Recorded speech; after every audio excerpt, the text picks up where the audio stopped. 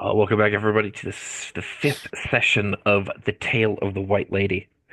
Last we heard from our adventurers, they were uh, rudely interrupted from sleep when Vason, possibly awakening for a piss in the night, looked over and saw a stark white woman uh, engaging in some interesting sexual acts Shenanigans. young uh with the young Roak and uh we found that this was the White Lady Theoden, who we are quite certain is a vampire. Uh in the middle of the night, our adventurers found their things, gathered themselves. Saz was able to begin his tracking of the she vampire. How effective that may or may not be, we don't know. We do not know, but they gathered their things and disappeared into the mist, and we turn the scene over to them as they are leaving a misty alleyway. Saz, would you describe your character for us? And for the sake of the story, go ahead and review for me. Well, describe your character first, and then remind me what Dire Hunt does for Rangers. We haven't had anyone play a Ranger in a while. Right. So Saz is a Arborian. He is a quite literally a tree folk. Bark for skin and everything. And in this case, it is looks to be elm bark. Um, since they've been close to civilization and whatnot, he is clean shaven, all nice and he actually looks nice again for once. He's not scruffy or dirty or anything. Um, he stands, I believe, just a hair under 6 foot. Uh, and he still has his wooden breastplate. He is currently bristling with a couple of swords and a handful of knives that he took after their last fight. So he looks like a man ready for a fight right now and ready to just throw down against whoever wants to come across him. Uh, and let me pull that up real quick. But if I'm not mistaken, Dire Hunt basically takes uh, over for like what someone would normally do for a wild lore. And when he has a query in mind, um, he can start to track it. And as he tracks it for long enough or hard enough, said target has to start taking life force tests. Um, I guess that's basically the whole, having to look over their shoulder constantly, paranoia type stuff kicking in. Um, so he was able to start his hunt against the vampire lady uh, in hopes of getting answers and maybe a way back home. So Rangers may choose this ability as opposed to a standard wild lore test. Okay. Yep. Uh, if you're gonna start it, I guess. Um, You had me start it last session when I saw her. and what'd you roll? Do you remember? I do not remember what I rolled, but I know it was good enough because you said I started it. So in my character sheet, I have day one of Okay, that's hunting what the I was white looking lady. for. If you Yep. started it and all. Okay, that's Yep. fine. Um, uh, Vason, would you describe your character for us as we emerge from the alleyway? Yes, Vason is in this case, looks to be like elderly, which in our world would be middle-aged, um, man with grayish white hair and a beard. He's got heavy robes on, and he reeks with the air of a scholar. So he leans heavily on his staff, making sure he's not tripping over anything as they're navigating out into this poorly lit and misty alleyway. Um, Leaning on his staff. He does have belt pouches and a satchel that he keeps close at hand. And he is more at this point concerned with getting out of the area without drawing too much undue attention, and keeping his companions together. So, Roak, the young Athranian of the same race as Vason, would be equivalent to our like an earthly 30, 32-year-old. Um, he looks a little bit more pale than usual with this vampire mistress having been supping on him recently. He don't look great. He's got some open puncture wounds on his neck that seems a little bit more than a love bite. And he has enough in him to be able to stand up straight, but once y'all stop, he'll put his hand on something and lean on it a little bit lightheadedly. Uh, but he is steeling himself for uh the road to come best he can. He's a young man. He's got the stamina. He can hard march it, but soon, if it becomes any more vigorous, the road, I mean, he might start to accrue grades of exhaustion here. Uh, Grand, would you describe your character for us here? Well, where Saz is a little over 6 feet, Grand is a little over 12 feet. He is an ogre.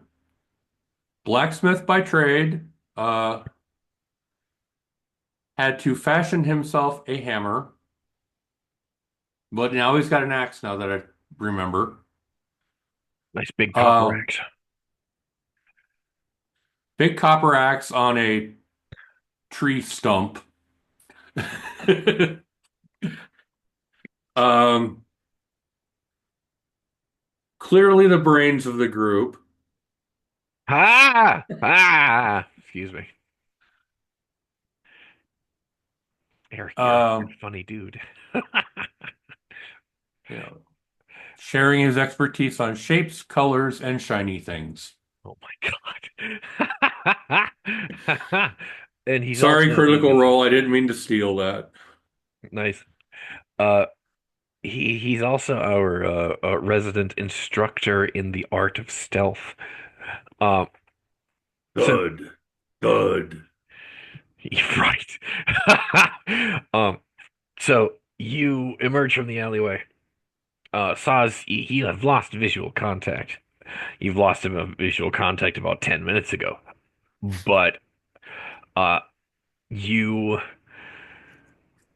you're almost it's almost like a preternatural like hunting sixth sense. You're like, all right, I seen you. Now where the fuck are you? Right. And you, it's you can almost intuit the direction, and you can if you try and bring your awareness to the feeling, it would be hard for you to describe. The rest of us seeing this, witnessing this in Saz, it just seems like he's on this sadistic uh autopilot, and he just fucking goes. Uh, Mike, I'll have you describe that for us. And I'm gonna have the party kind of just take over and narrate what their next actions are. So Mike, yeah, dude, go for it. Yeah. So I played way too many video games where you had a detective mode. Yep. So in my head, it's kind of like that. Like I see like the subtle things that's like, okay, this isn't quite right. Um, Basically, yeah, no. Saz, when they trudged out, the first thing he would do is, well, he would at least lead the party toward the building that he saw her standing on the roof of, um, and kind of like just get his bearings there. Because like, all right, this is the first place I saw you. Now where do we go? Um, to the party and to anyone else unlucky enough to see them. Hopefully, no one being this late at night though.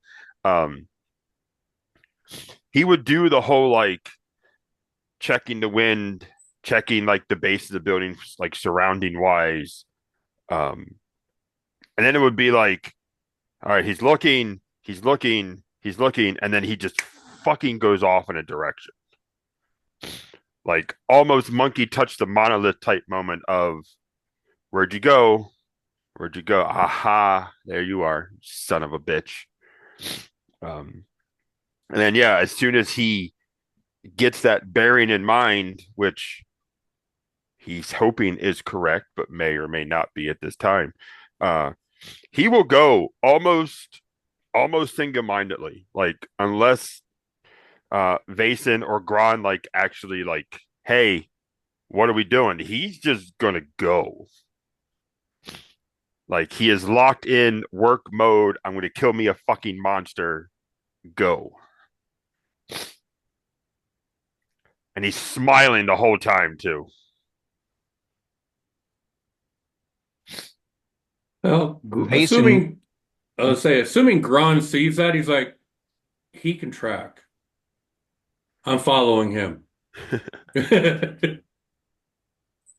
don't let him get too far ahead of us. I'll stay back here with Roak to make sure that he's got support.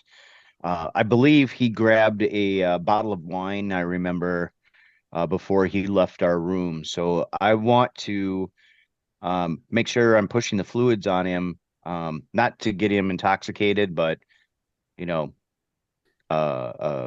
just getting him rehydrated. So I'll take care of him and keep an eye on his condition. But Grond, if you could Already make going. the trip back and forth just to keep up with him, but then come back and check on us. Oh, by the way, Roak's nickname now is Love Puppy, by the way. Yeah, it is. Yep. Can confirm. So that's what we'll do. I don't know. I don't think that we would have anything to fear necessarily from this town, but I'm more concerned if Faden is going to be upset of us following her, or if there's anybody else following Faden. I'm wondering if she'd be pissed if we gut her first. I think we probably want to talk to her before that. I'll But let you do that part. thank you. Yeah, just go and watch Saz's back. Already going. So if I'm understanding correctly, we're splitting the party briefly. It's not splitting the party, but understanding that those two are going to be traveling a little bit faster than the two of us can. Right. So we've got battle buddies. And Okay. I just basically gave Gron the order of like, hey, I know we're not going to be able to keep up with you guys that quick. So just keep in mind that we're behind you. Touch And base every so- once in a while. Yeah, exactly. Uh, a few minutes into this chase, Saz, you realize that she leaves the city. Not the city. She leaves the town, uh, quickly. You have no idea how she's moving so damn fast, but she outstrips you. Like, Well, yeah, yeah.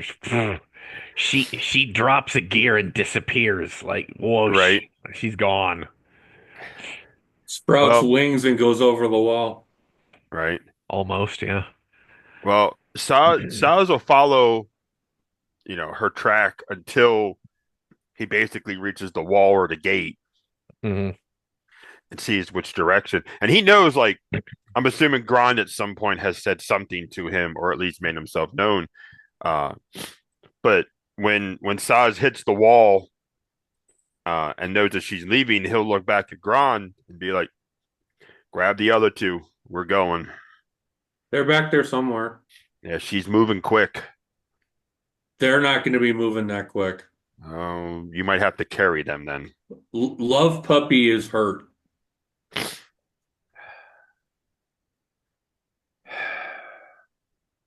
Basically able really to patch hurt, him up. not really hurt, but not feeling himself.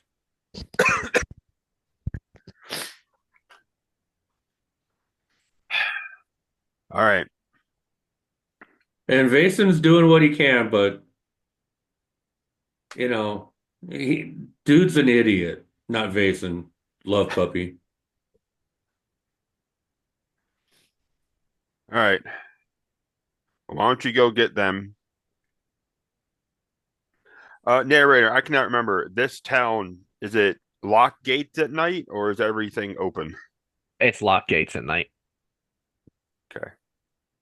So I'm throwing everybody over the wall. And then kind of To their doom, hurtling, of course. and then hurtling over it myself. Oh, I'm sorry, Eric. Grand would die. He's like a 2.5 ton monolith. And that's a 30-foot wall. You're gonna break both of Oh, his legs. okay. I couldn't remember how tall the wall was.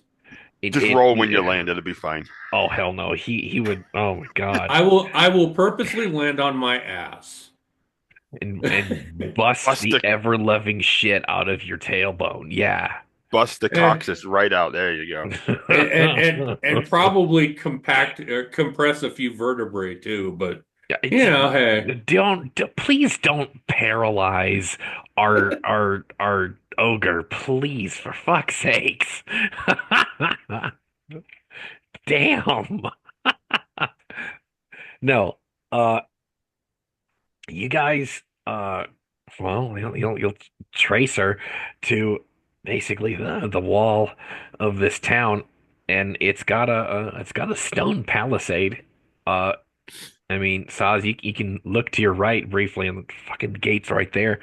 And there's a few guards and a sergeant there. You would assume a sergeant, just kind of milling and watching that shift.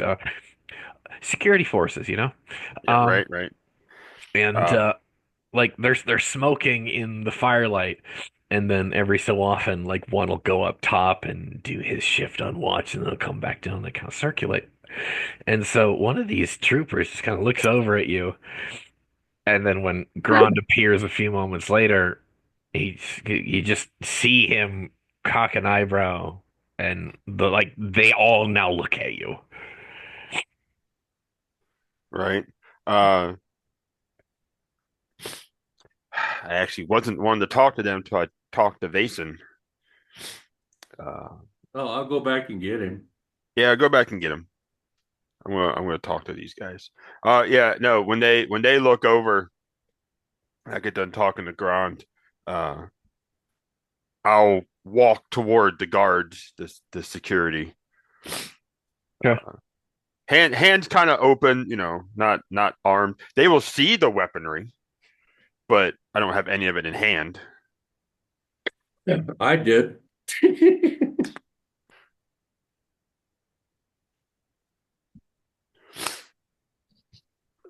Do they say anything when I come up, or just give me that look?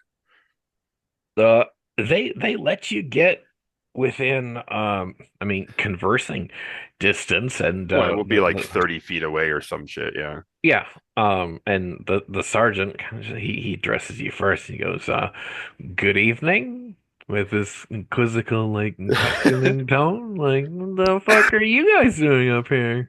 All right, right. Evening. It's going to sound like a really weird question. How easy would it be for us to leave if we had to now? Why would you want to leave the town in the middle of the night? I'm like, I'm not gonna make you roll for premonition, but I mean, he seems pretty fucking genuine. Right. Like, Well, it's also one of those um, why the fuck would you leave in the middle of the night type of yeah, situations. yeah, Yeah, no, no. like, No, because I get it. I get it. obviously, it's like we have a walled town because it's not fucking safe outside the fucking Right. wall. It's No, like, all right. no, Saz, he'll just kind of like he'll just give a smile back and be like, I'm trying to track someone, and they left the town, and it's someone that hurt one of my friends that I'm traveling with. No one's passed through the gate since dusk. At least this one. He puts his hand on his sword and he's a little bit and it's like, are you going to need assistance with this? Keep in mind, he's just a guard doing his job. Yeah, right. Well, Did did you I'm see not. who he's traveling with? Well, here's the thing of it. I'm not quite sure how they moved so fast or how they got over the wall. But you need to stay and protect the town, and I do not know how far out I have to go. He just goes over the wall. Well, if they didn't go through the gate, I'm assuming they went over the wall because they went, and he will actually point. They went in this direction.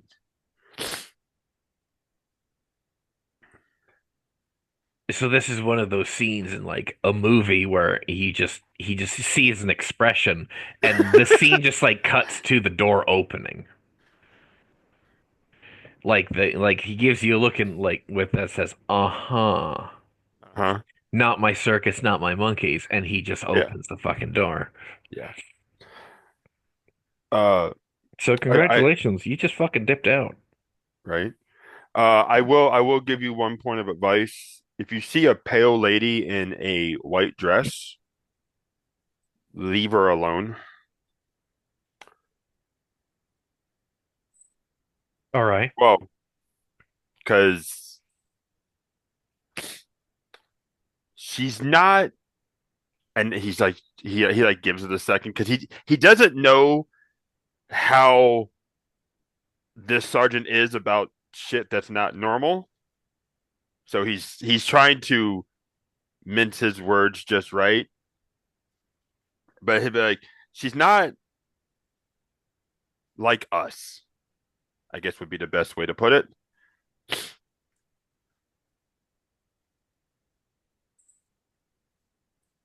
Um, if I'm understanding your meaning, uh, all right. All right. And he and like two of his fellows escort you beyond the drawbridge across the moat, and they just leave you out there in like the misty Yep. outdoors. Uh, three more should be popping back up in a minute to follow me.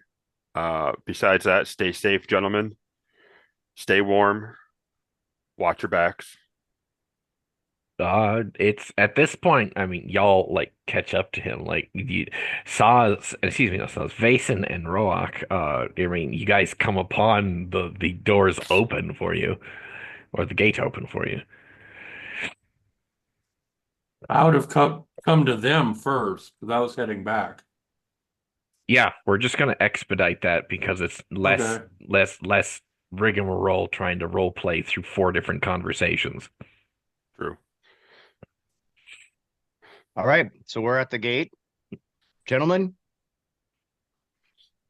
No, the watch bids you good evening and safe travels, and they lock the gate up behind you.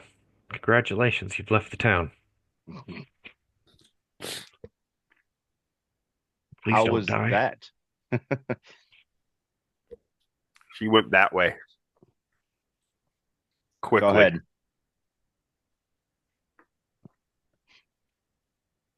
See what you can do to pick the trail up again. I think this is working out well.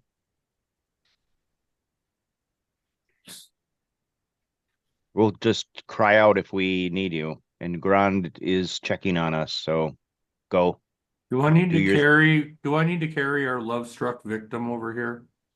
How is narrator? How is he doing as far as navigating through the town? I First mean, question. he was doing fine. I mean, he looks a little whipped, but Okay. He he's is a doing little fine. whipped. And then second question is what's the landscape like of the area that we're going to be following Zaz through? I would describe that as pretty rocky hills. It's kind of a misty green, more quite gray and bleak looking. And keep in mind, this is in the middle of the night, so it looks far worse than it probably is. Grand, do you want to give him a Piggyback. piggyback? Yeah, I can do that. I turn to Rock and say, this might be faster for you, at least until you get some of your strength back. He looks at Grond and with a cocked eyebrow and he goes, "You are not carrying me. I am not a babe." Hmm. If you We'll see slow me about down, I'll that. kill you myself. No, if he slows us down, we'll leave him behind. And Saz disappears into the shadows. Yep, go. Do not taunt Happy Fun Saws.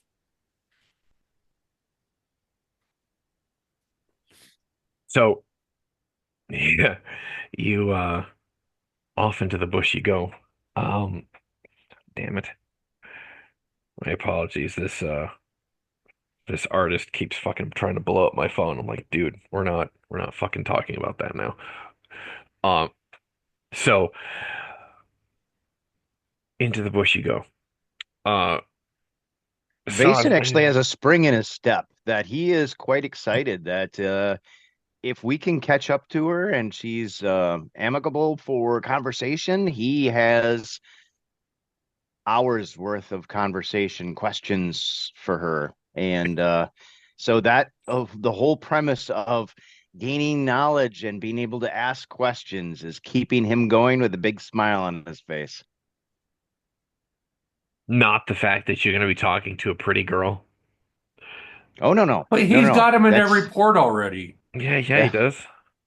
no. He's got a We're gypsy harem. he's spent.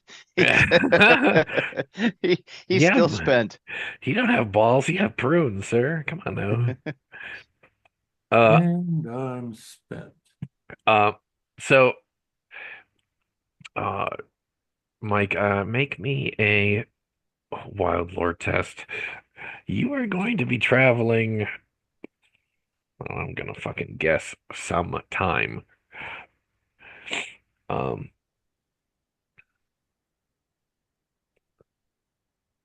Hold on. Here we go.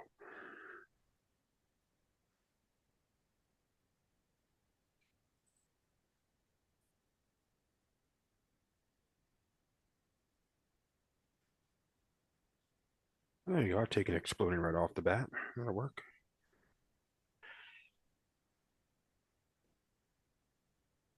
So that's an even 20. even 20. All right. Uh, right. So you four, however, not necessarily together, will travel cross country. Uh, actually, just hang on.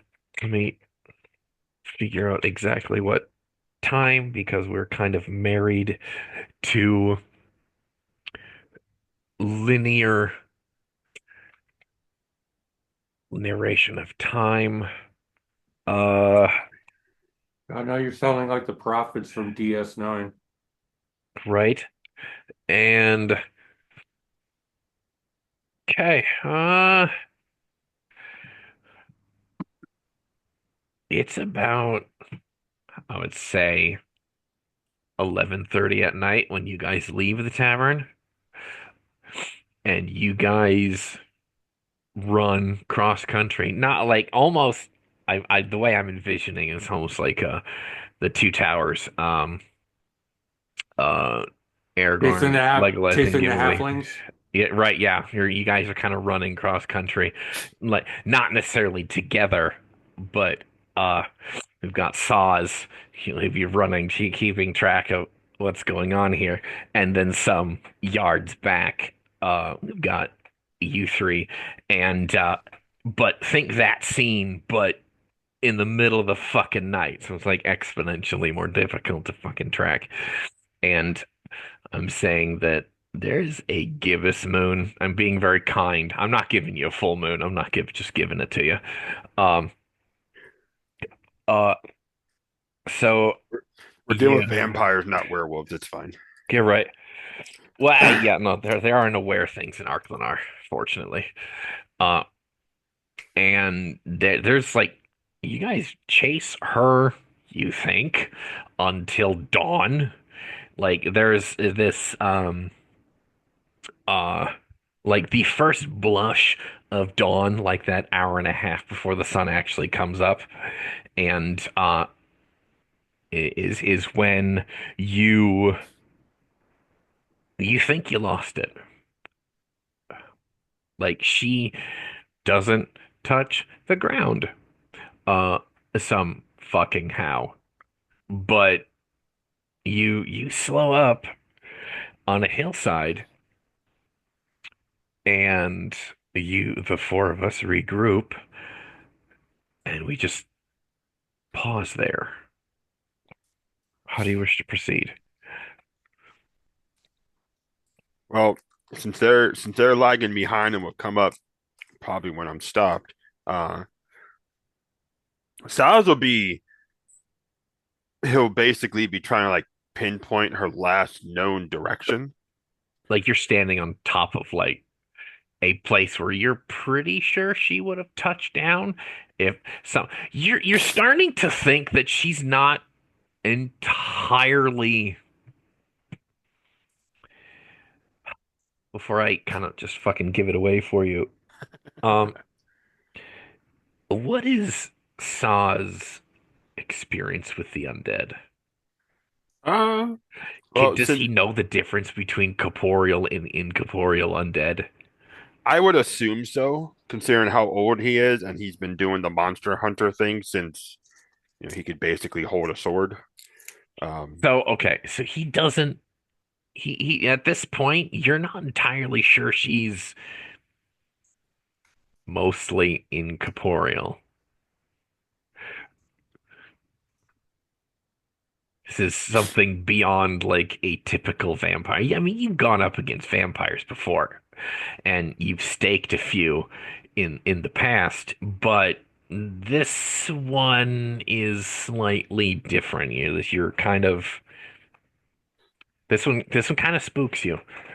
right? She doesn't act like a typical vampire and more like a haunting of some kind.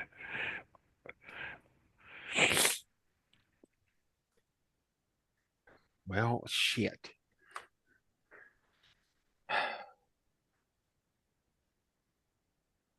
Yeah, so with that in mind, the party will basically walk up on him, probably kneeling down with like soil between his fingers.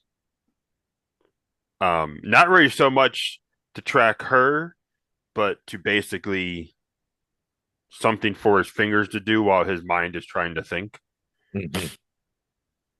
And yeah, he's basically just going to like look in a direction of where he assumes she either stopped going or last went. And with the sun coming up, do I see anything landmark wise in that direction?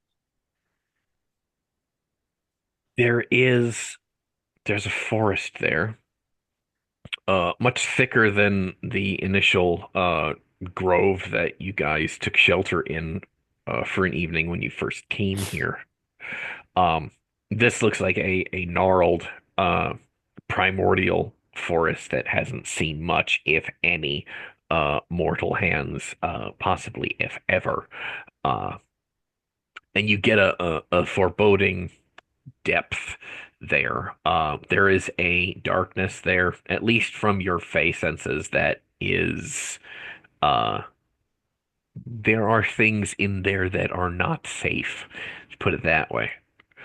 Uh, but you're not entirely certain if she went that way anyway. Uh, there's another much larger town to the west of here. From this hilltop vantage point, you see those two landmarks, and uh, as you glance over, you see one of their gates begin to open, and it looks like the town itself is starting to wake up. And another, like a gypsy caravan, much larger than the ones that you encountered, uh, is emerging as we speak. Looking back at the other three, how are they looking? Well, I guess I should ask them that. Roak looks like he needs a nap, but he's with the youthful vigor of a young man. He wants to keep going. He's like, all right, let's do this. Right. He's been rucking for about 6 hours. He's like, I can do this. Grand, how you holding up? You're muted. Eric, you're You're muted. muted, Eric. Make sure when you're not talking or role playing that you're muted. But if you're, just make sure you're not doing that. All right. So I think because one of my steps is like four of yours, I haven't really been working up a sweat. All right. I wouldn't think so too. Your endurance is you're probably out for what this would be like a brisk morning walk for you. And you tell me, that's what I would see It a 12-foot it, tall ogre be like. it's a morning constitutional. All I right, could yeah, use some all right, sleep. I could use some sleep, but I think I can keep going for a while. okay, all right. He's getting his PT in. Okay, cool, Mm-hmm. cool. Um, with that, I'm gonna hit the latrine quick. I'm gonna have you guys, when Terry comes back, negotiate your next steps. I'm gonna hit the bathroom quick. Okay. Direct.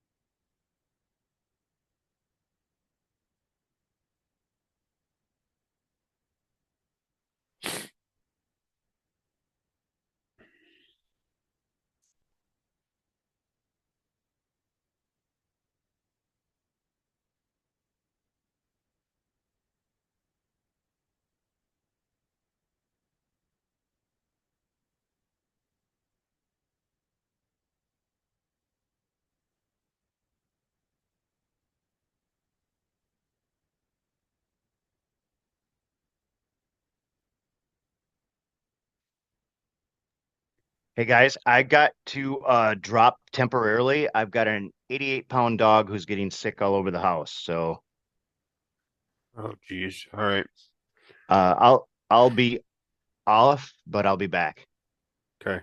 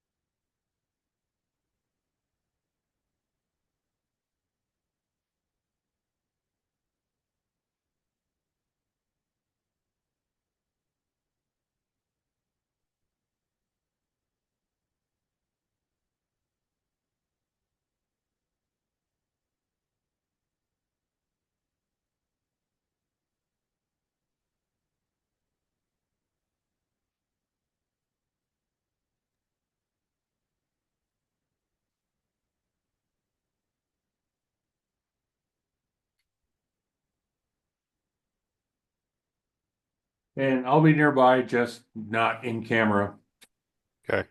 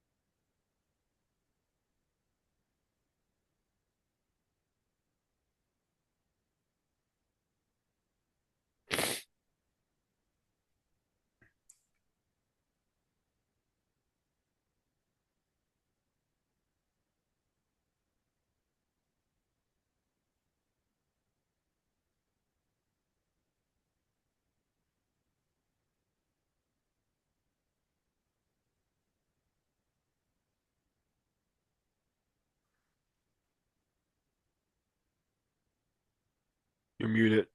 All right, I'm back now. All right. Sorry about that. Uh, Gary, come back at all? apparently Charlie is sick, getting sick all over the house, so he's trying to go clean it up. Oh, So I don't know if we want to pause for the moment and wait for him to come back.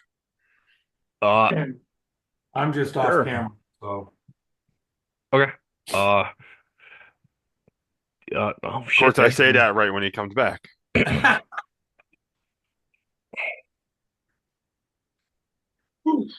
You're muted, Terry. My ears were burning. What? Is the kid No, okay? Yeah. Boy, when a 88-pound dog decides to vomit, it's a family Yeah. affair.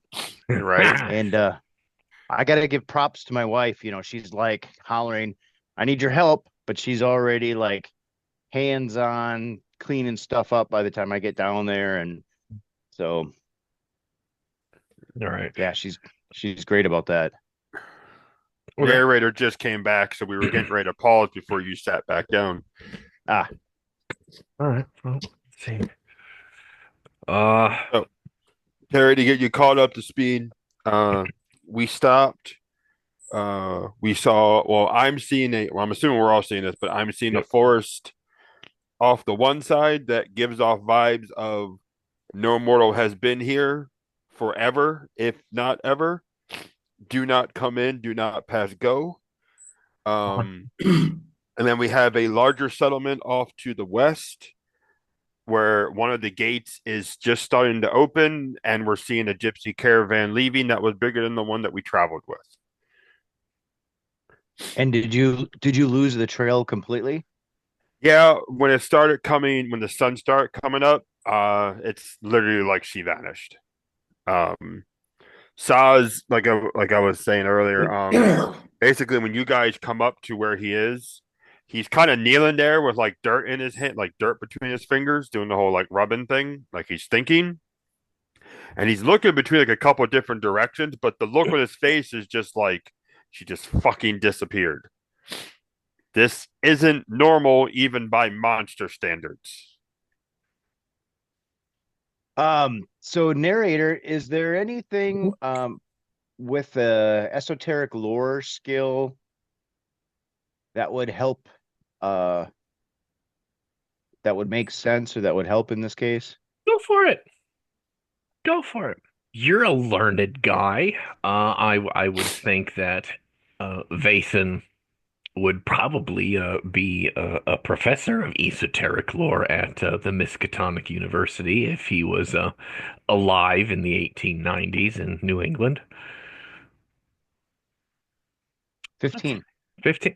Uh, yeah, so allegedly you guys are dealing with a vampire, a she vampire, but she does not act like a vampire. Not entirely. Uh, which to you might be fascinating, might be horrifying.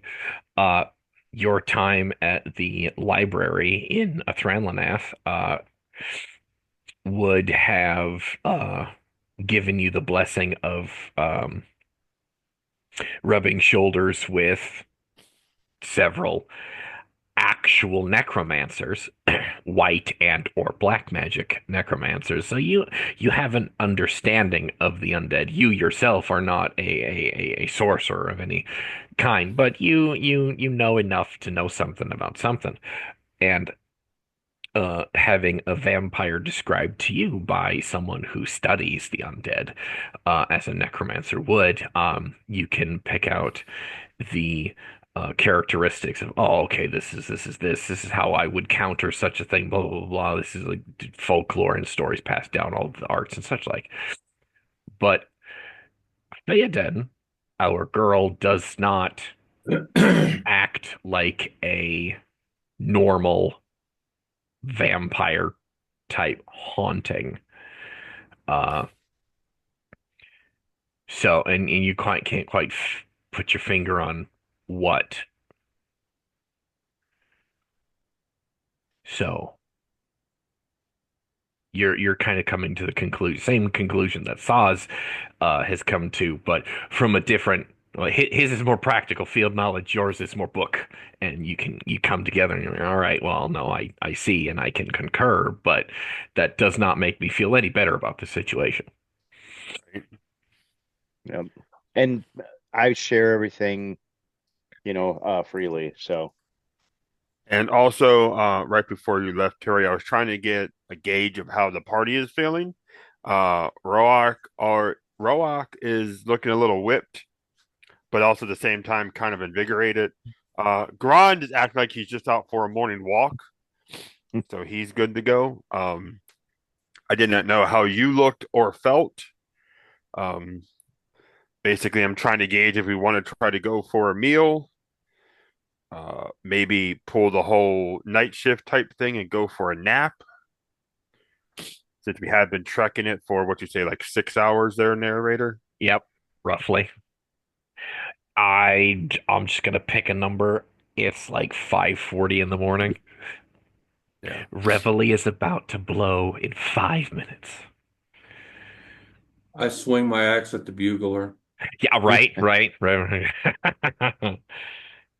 Still have PTSD from Reveille. Bang, bang, bang. Get up.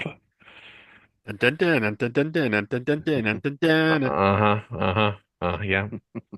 Booyah, bulldogs. Stay Right. hydrated, stay Better motivated, than the airmen. drill, better than the drill sergeant walking into the barracks with a trash can and banging the lids together. But yeah, so Mason, how you feeling? If he only got maybe, 1 or 2 hours of sleep before all this, started happening, he would be pretty run down. So, It's nice that you say that. Hey, Vason, old man, how about a save? How about an endurance save? A conditioning save? Yes, in conditioning in regards to your endurance. all right, Endurance isn't a that's just a stat. 1d8 and it Yep, explodes once. Mm-hmm. if it can. And They not can of the ex prowess kind either. and yeah. Okay, that's an 8. Hold Ah! on. And a 7 plus 1, so 16. 16. All right, quick mechanics question. When you rolled the die, it exploded into a 7, Yes. and then you rolled the 8 again. Just No, no, two. no. It was an 8 and then a 7 and my conditioning is plus 1. Okay, okay, okay, cool. I Uh, have a four I have a forte in conditioning. oh, see, you're a healthy old chap. All right. Uh, It's all them harems he's got running around. He's got him keep himself Uh, going. Well, no, oh, he's not reading the books, he's eating them. that he's too. he's got a physique of 4, so I thought maybe having some points in conditioning wouldn't be a bad idea. Damn. Okay. Total, what are we looking at? Total Total 16. 16. God damn. I, dude, a nightmare difficulty in a save is a 12, so you just blew the nightmare difficulty out of the water. So he is charged with the, He's like, you my know, balls are empty. I'm doing great. the excitement of the night. It's like, oh, gypsies. Wait, hold on. There you go. Let me fix my hair up. We've been running. Let me see if they know the others. You may have heard of me. Right. But if not, you will Terry, today. I didn't think that this Van Helsing themed character would be such a fucking stud. What what an old gent. All right. So we don't have to deal with or worry about Vason probably for another day. Right. With that roll, I'm not gonna make him make another conditioning save until tomorrow morning. Um, But it's in reality's sake, for the sake of the realism of the situation, he still would be worn out from basically a forced march throughout the night. So if everybody is okay with making camp, he definitely would try to take advantage of laying down. okay. Uh, we Roak votes for a laying down. Vason votes for laying down. So I guess we go toward the town. Sounds good to me. okay. Just for the sake of that amazing roll, Terry, while we are moving scenes to that next town, how would you give us a soliloquy for uh Vason being so youthful? At this point, his exuberance is coming from the academic sense. I mean, this is an urban scholar whose highest attributes are actually in his occult score. So he is excited and very curious about this next adventure that we're on. So, but he's also at the same time concerned about Roax. So he wants to, he sees the opportunity of laying down or getting some rest beneficial, but also an opportunity to examine him a little bit more closely in the daylight. Okay. Uh, you guys will retire to a tavern just within the walls of this town. Find yourselves a meager accommodation. It's not going to be a one-room flop house like the uh the previous establishment. You will have your own room. Uh Really? yep. And uh with beds accommodating to all of you. We're gonna say this also has an ogre door. Um Ooh. and you guys can have a few minutes of downtime here uh to relax. Roak will feed and water himself with whatever uh traveling provisions that he has and at least attempt to put something together for the rest of the party. Um, and once he has done that and Vason has examined him, uh, he fucking goes straight to goddamn bed. Like he conks out. Well, I'm going to, like I said, examine the wounds and then bandage them. But I'm very curious. How are how are how are the wounds looking? How's his neck looking? Um, that's it. It likes he's been supped on by a vampire. He's got a pair of very accurate puncture wounds that doesn't have a whole lot of uh blood leakage. Like, she didn't spill a drop from him. Um, they're currently scabbed over, but it doesn't look like she has a filthy mouth. Like he's not going to die of sepsis. Okay. And while I'm examining him for that, I'm just going to double check like fingertips for signs of corruption or I don't know. I mean, I get to examine a vampire victim. This is exciting. Uh, all right. Make me an awareness test. All right. So that would be this plus 4. 12. His fingertips look fine, uh, for now. Um, the um the rest of he looks like a healthy specimen of his species, of your species. He he just looks very tired. Pale, of course, but more tired than possibly he should. But no real outward signs of corruption Okay. yet. Maybe, we don't know. Right. Okay.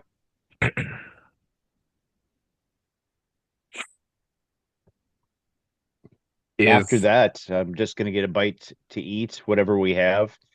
Um, how are we doing for funds? I mean, does anybody have coins that we could resupply in this town if they have I'm the at means? negative coins.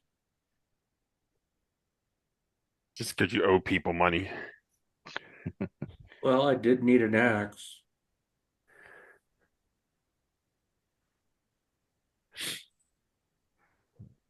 Now I know Roak originally was going to pay us. I had that written down. So mhm. d does he have like a coin purse? Does he have some means? He does. He does. He was going to pay you, but you guys kind of got swept up in this. Um, I kind of figured that he's kind of taken on the role as party quartermaster and or banker, uh, because instead of that money being like earmarked for you guys, your payment, that has now become this is what we need to survive on. Okay. At Frankly, some I point don't we should remember what he was going to pay you. I have it written down. He was going to pay us 4 gold. Okay. Take a note from Faden, to Faden from Roak to Phantom Whale Bar, 4 gold pieces. Okay. We did that, didn't we? We did. But We we didn't just get didn't. paid. We just never handed over the money. Kara, was the Was the caravan that we traveled with, did they pay us at all for helping them out, or was the travel payment for that? I don't have anything written down. Um, I don't know if we ever negotiated that. I I know I don't. didn't. I know. I don't remember you guys negotiating that. Oh shit. Oh, well, all right, cool. Uh, hmm. No. This is I part of the mean, horror survival. This We're is now one of the things you isolated with would little not have money. left to Grond. Yeah. It, is Roak asleep already? Oh yeah. He saw Ro- Z's. All right. I want to go see what he's got left for funds. You're just gonna go through his fucking pockets? Yeah. I imagine they're in, like some type of pouch or something. Yeah, he'll just go look. Fuck. Terry, he's got 14 gold on him. All right. I don't take any. I just Okay. wanted to see what we've got. Um, Yeah. I mean, this is a real possibility that we're gonna have to send somebody out to find out what kind of shops or outfitters they have here. I mean, if we're gonna be chasing this down, I mean, we're what do we need? What do we need for water skins and rations at the very least? Okay. I thought you were gonna rob him for a moment. You No, can he's just take look. you can take uh the Athranian out of Athranlanath, but you can't take the thief out of him. I just looked. I didn't take anything. I'm sorry, man. I'm fucking with you. Hmm. I just find it very endearing that you're snooping around and your character is a race that culturally that would be expected of them. Ah, yeah. He does. He just completely did it without even thinking. Like, oh, how much money does he have? We're gonna have to know this, so I'm gonna go look. Um, so uh yeah, Roak, I'm gonna say he paid for 3 days. Um, let's say that'd be 12 silver, 4 copper, or 4 silver a day. You guys have beds. Um, Grond has a big ass futon that he sleeps on because there's no fucking bed on this plane of existence that's gonna house or allow a 2-ton ogre to sleep on it. Um, they'll make one just for him. you're right, custom bed, and you guys will have the run of. Taking a look at my notes here.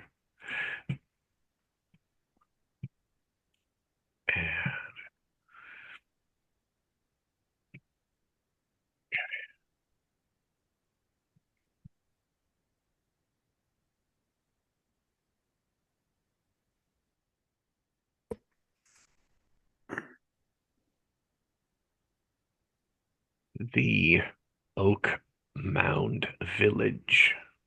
It's a village. It's properly a village, but this is more or less a permanent settlement with a stone palisade. It has a small, kind of a squat border keep that is built into the walls. Population here is about 200 individuals. Um, Less of a way station like the other village was, and more of a proper uh, town for people to live in. Uh, and the surrounding countryside is mostly agriculture in the shadow of this primeval wood that they're kind of nestled against.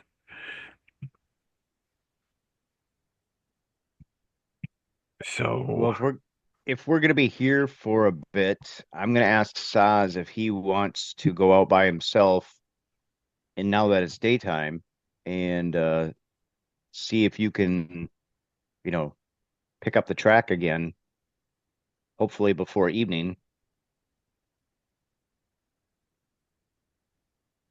Yeah, no, Sal's will go do that. He'll kind of do I guess you just go do a walk around, see if anything triggers his senses. Okay. All right.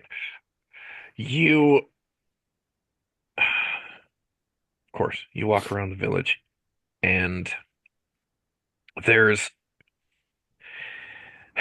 there's a well in the center of the town, an old ancient thing, permanent structure there. And it's got actually a wide mouth, and it actually looks like it's an open pit. And you actually like hop the stone fence there, and like walk down this spiral down into a pit where the water kind of like bubbles up from what seems to be like an underground cistern. Um, and the town itself seems like it was built on top of this spring, this well to like capture it, and you assume that it's the thing that waters and supplies fresh water to uh the farms near around town. The people here look at you kind of like with this odd apprehension, and they give you a very wide berth. You can assume that, I mean, you're a fairy. They may or may not be used to Fae, and you look to ignorant people quite strange, quite alien. Uh, you um you walk by some uh village women who are discussing an individual that they saw on the road who wore a mantle that looked like it was made out of moss, like woven moss and mushrooms. And this individual uh, evidently asked them where the nearest water supply was. And of course, one of these ladies pointed this individual towards this cistern in the center of the town.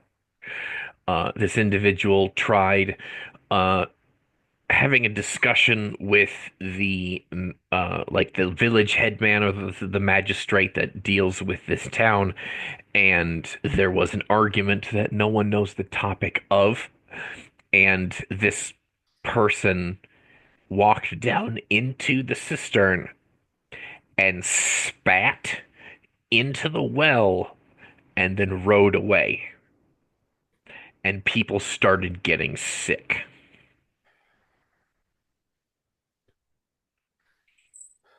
Yay. So your people are regarding you with a very they're very fearful of you. They see your bark like skin, and they give you a wide berth. All right. Well, I mean, the only thing going to cost me, I'm not going to cost them. Uh, Hate mushroom people. right? Last time we dealt with someone with fungus and mushrooms and stuff. It wasn't a pleasant scene. That's what I was thinking of. Um,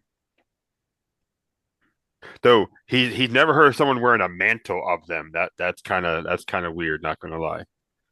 This Like, individual is described as a horseman of some kind, and the individual's mount was sickly and like emaciated. Like the horse itself had seen some much better days, and mushrooms grew upon the hide of this poor animal.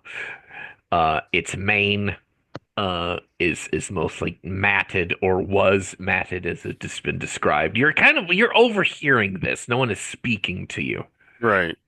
Um, but it's just this rider came down into the cistern, spat into the well, and then left after some altercation with the head man. Huh. All right. Well, Saz will keep that in mind. Didn't realize we were dealing with horsemen covered in fungus now. Yay. No, I mean, yeah, Salzo, he'll continue his walk around town. He'll just kind of keep his ears open for more peripheral conversations like that. Uh, the hang on here, going over my notes quick. Mason will be excited to hear about a horse covered in fungus, though, I think. Right. Something new for his journals over there. This is an academic vacation for him. All sorts of Right. fascinating, fucking weird science. Uh, you see, as you finish your loop around the town, the Oaken Mound, Right. the tax collector. Oh. Yes, the tax collector from the previous village is meeting with an old man, an ancient thing. Clearly of Athenian ancestry, and he is fucking old. He's some century possibly older than Vason is, with a long beard that goes to his waist. Um, and you see him hand over uh what looks to be some writ to this youthful, dark-haired it's no surprise the tax collector is a vampire. Uh, you can sense that in him. Um, you sense that corruption. He hands over a writ. He hands over what looks to be uh, a coffer to him, and the tax collector belts it uh, to his person, and he's about to leave. What do you wish to do, good sir?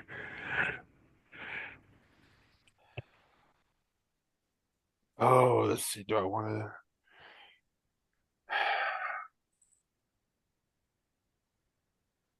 So I can sense that he is not human. Oh, obviously. Do I get anything else off of him? Do I get her scent off of him at all? Oh, hell no. No. No. But you know a vampire when you see one, Right. or you think you Y- do anyway. Your And experience tells you to. right. And you said he was the tax collector, or he was paying the tax collector? The head man is handing or surrendering the taxes of the town to the tax collector, the vampire. The vampire That's is evidently collecting. that sounds about right. Uh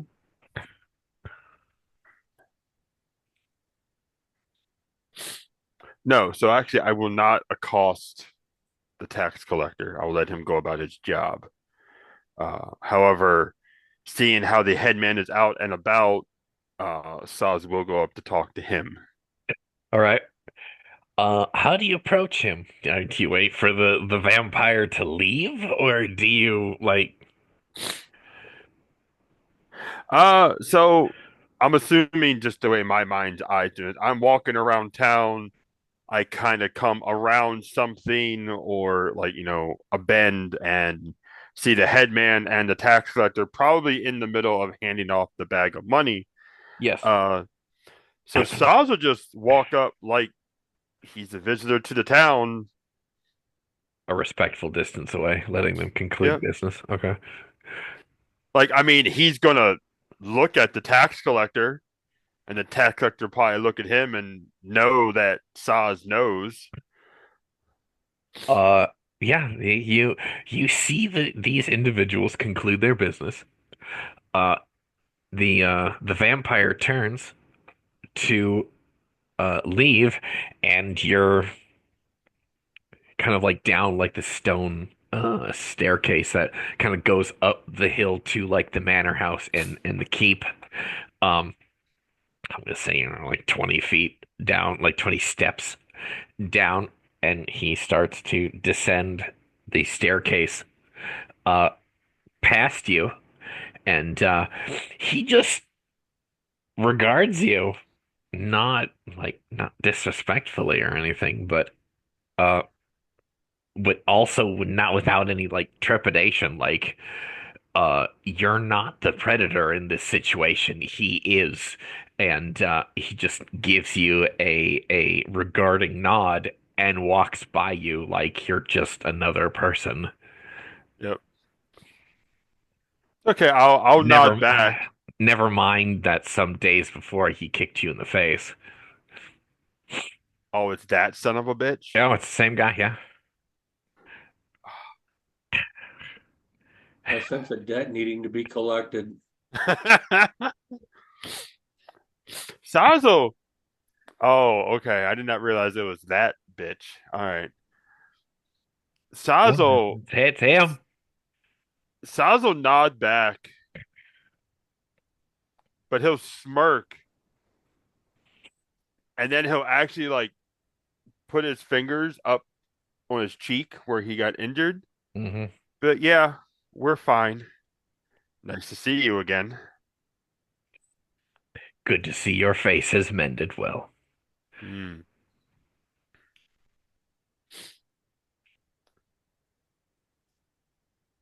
Where's the lady at?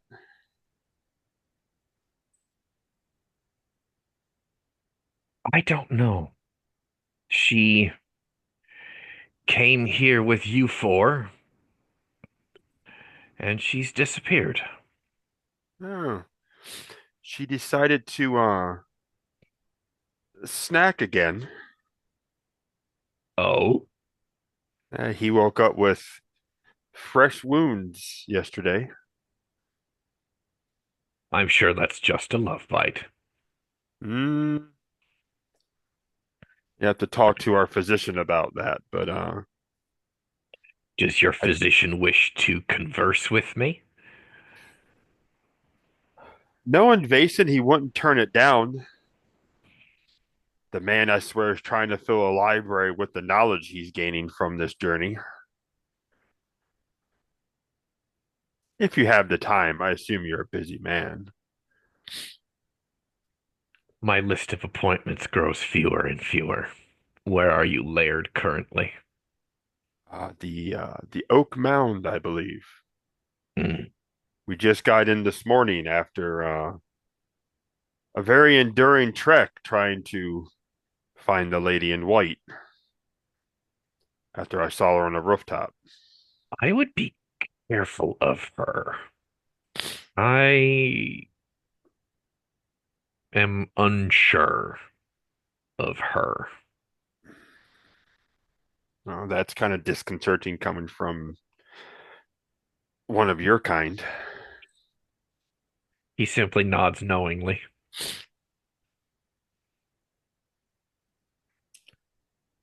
Mm. Do not drink the water here. I heard a story. A mantle of fungus. That's a new one. Yes, that we're investigating. That is. Thought I thought the horsemen were just legends. Which horseman are you referring to? Isn't there some weird stories of old about the world ending and four people and horses or something? I am Or is not that aware. just some childhood story I was told to scare me into eating my vegetables? I don't know. I've never heard of such a thing. Ah,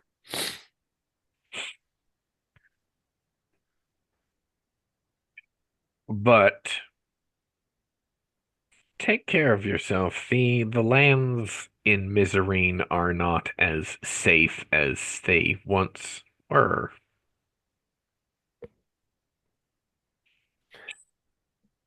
yeah, we already dealt with some undead black bile spitting thing.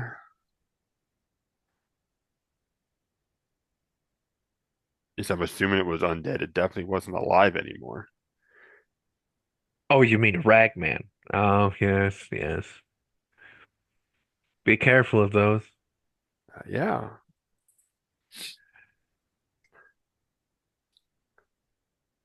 And Saz is just gonna like give it an awkward pause for a second because he's trying really hard to not mouth off because he Uh, knows he's outclassed, make which is the only reason.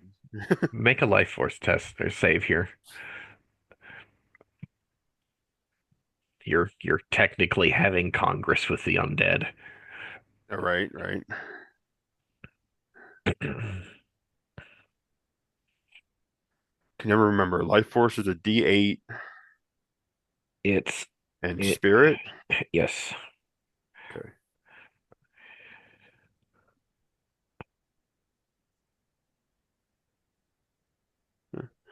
I got a 9. 9. Yep. Okay. So you're gonna take some corruption. Thankfully not a lot. At least I fucking hope not a lot. Um, You say that. here, right. You okay. Yeah, all right. So, um, lingering darkness. All right. You reduce your total vitality by 1 point as you're currently having Congress with this vampire, and that his presence lingering here kind of saps it out of you. He doesn't have to touch you. He doesn't have to bite you, but you're starting to become kind of whipped. Uh, Right. as that sinking feeling uh forms in your gut. Um, last thing that he says to you before he leaves is there are rumors of a cult of some strange great old one that is forming here in Mizarine. I would be careful of where you travel outside cities and such like. I'm just trying to find my way back home. I am not certain that you and your troop can go back home.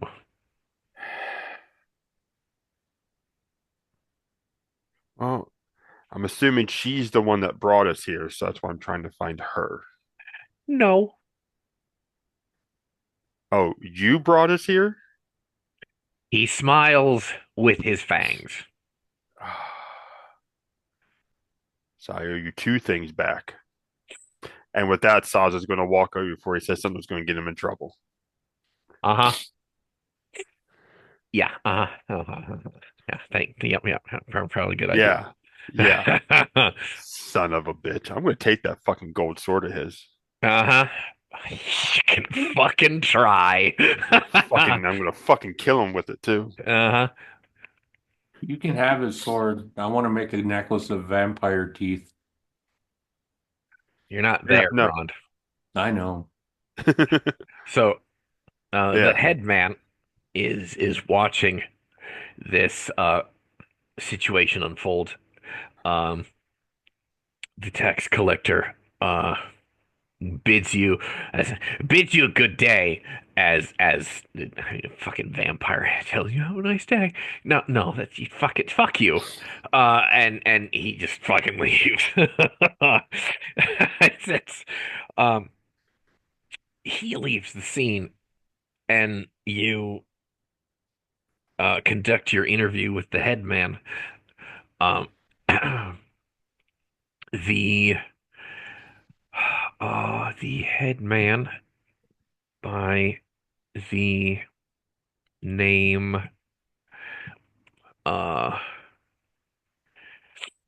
Sualon. Sualon, the scholar here, old Lithuanian, uh uh sees you, smiles an ancient smile behind his iron gray beard, um waves you to come join him, but he turns and like takes a seat in like a heavy wooden carved chair.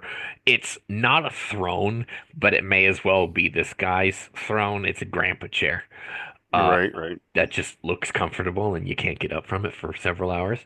He sits, his gnarled, withered hands grip the armrests of this chair as he sets his ancient bones into it, and he says, "I don't see many fairy kind in Mizreen. Your kind don't come to the underworld unless they are bid or some accidents happen. You have many questions, I'm sure. I will As answer all of them if I can. How as many he's are you before I begin? four, You should and bring all of them here. one of them is currently resting, but I will When bring he them is all. finished, bring him." Yes, I will. Uh, as he said, bid or accident, Salza just looked back at the retreating form of the tax collector. Accidents. Yeah.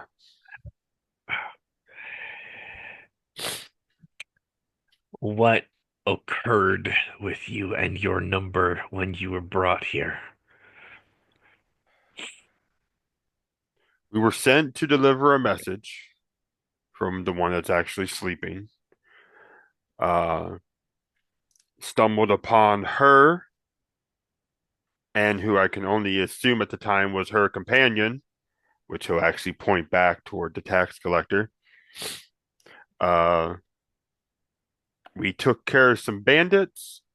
I got kicked in the face, and we woke up here with some shiny new, jewelry to extenuate it.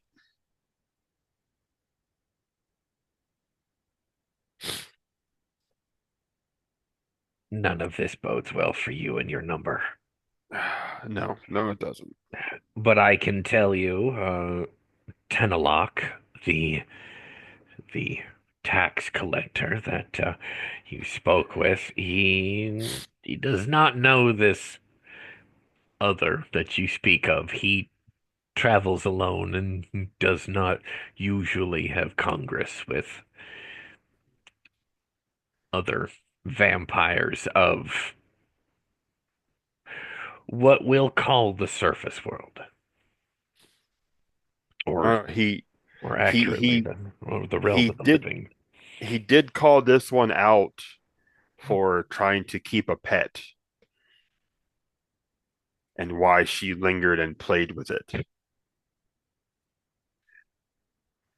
He just raises an iron gray eyebrow and says, "Why do cats play with their food?" Well, I know it's a plaything. Uh, she's actually the reason we arrived here this morning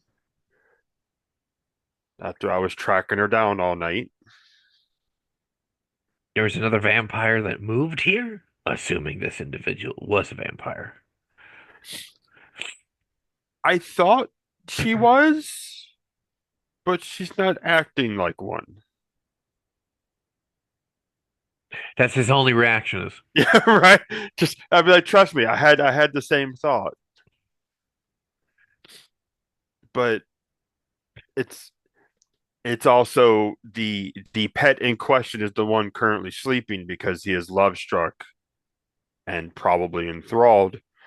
Um, but no, she came back to tease him again, and I saw her on the rooftop and was able to track her over to the hill over there when dawn arrived, and then I lost her after that. And he'll actually point out the hilltop that they stopped on.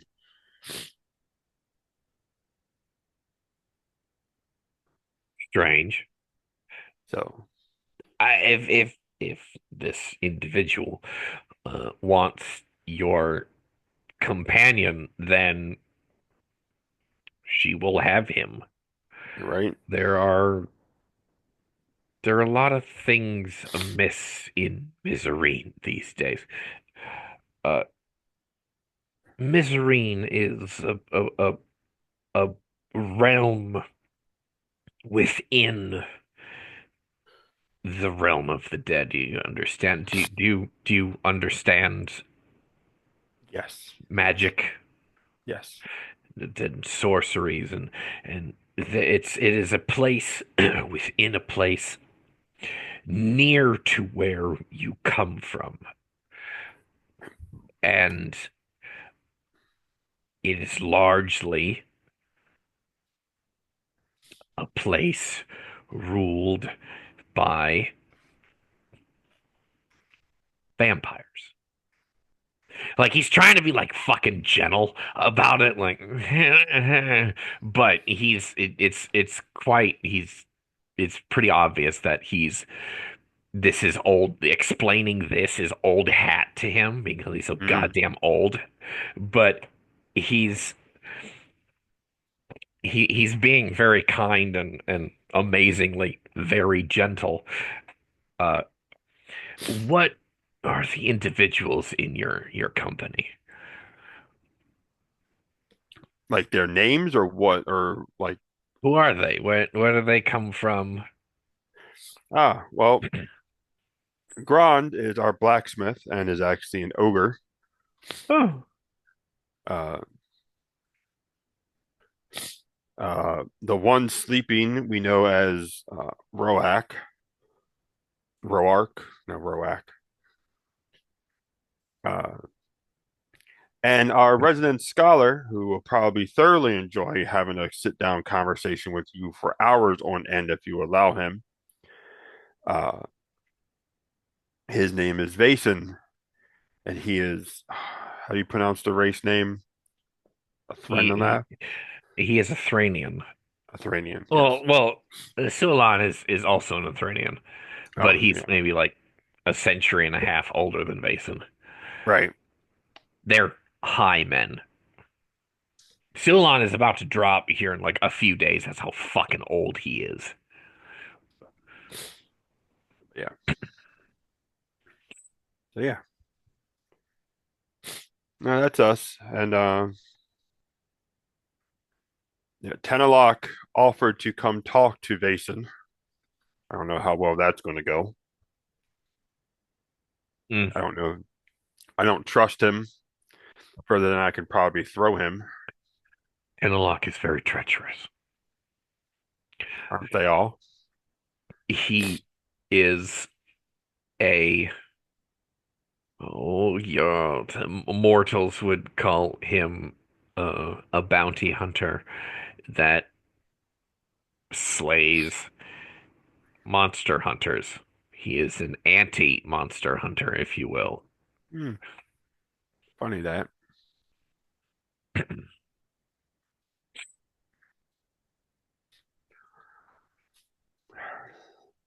But yes. Speaking of our earlier quarry, though, you haven't happened to see or hear about a lady in white coming through, have you?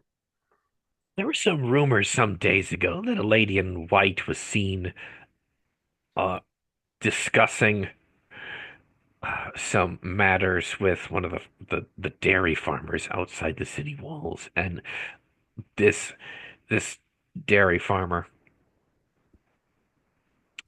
named Rana, he's he saw some strange folk passing through his pasture some chains ago, shambling, uh, sickly, like shambling, harassing his cows.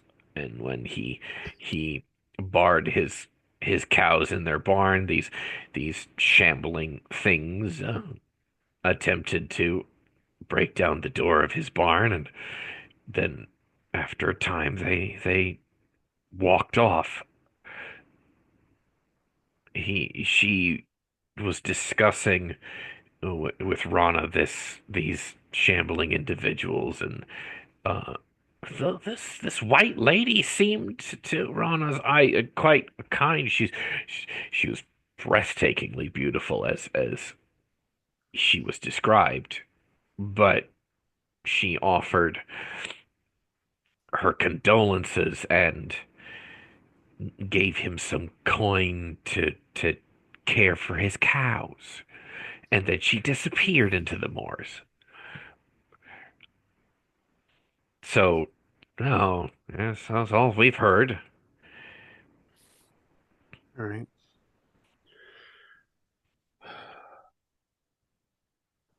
And then, yeah, that might be the same person I'm trying to look for. Sounds like her. The shambling things, they weren't the ragmen I've heard about, are they? Not as they were described to me. Something else to worry about. A ragman is a degenerate foul vampire, more akin to what a necromancer would call a ghoul than a vampire.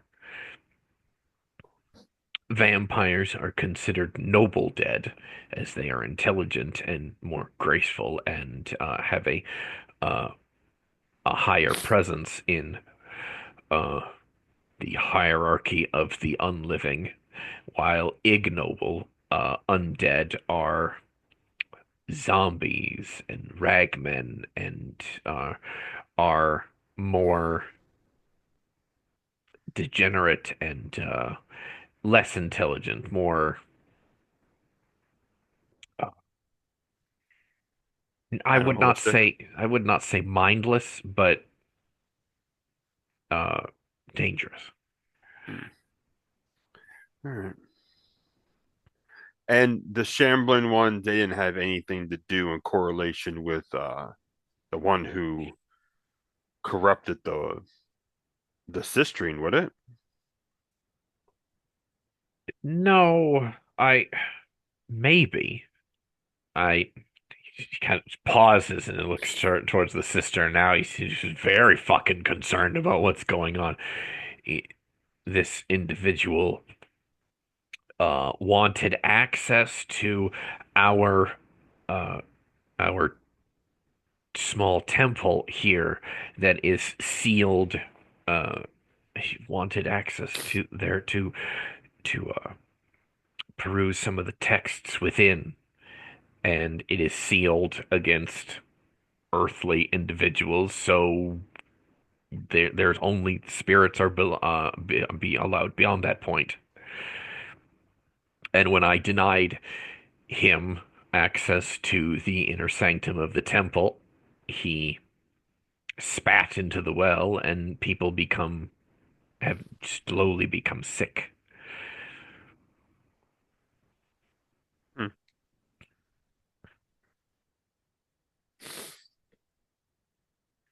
I have no idea how you would fix that either.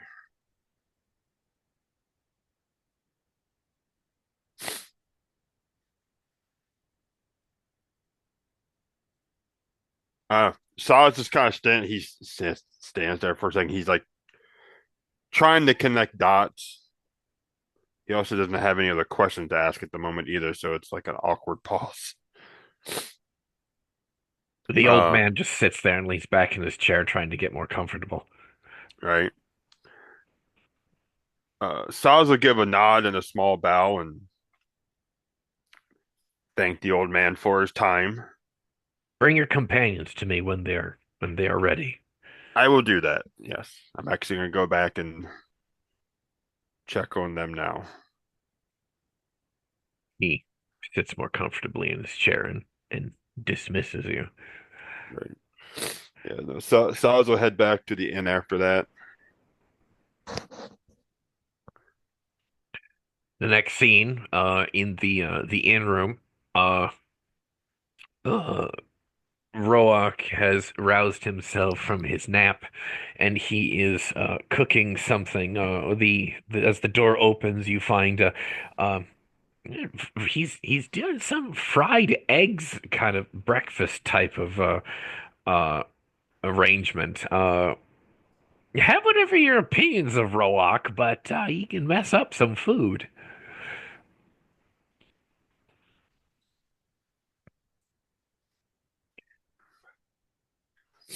Like literally mess up some food or I'm saying he's a good cook.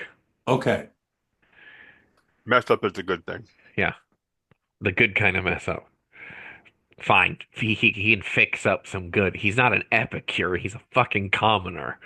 Uh, but no. He's currently cooking what will equate to more of a brunch for you guys, given the hour. And serve everyone. He he'll do his best to feed Grand as he can. Um, it's going to require him to dismiss himself and go to the marketplace to find more provisions. But once everyone is fed, he seems like he's doing a lot better than he did the previous morning, or excuse me, the last night. Right.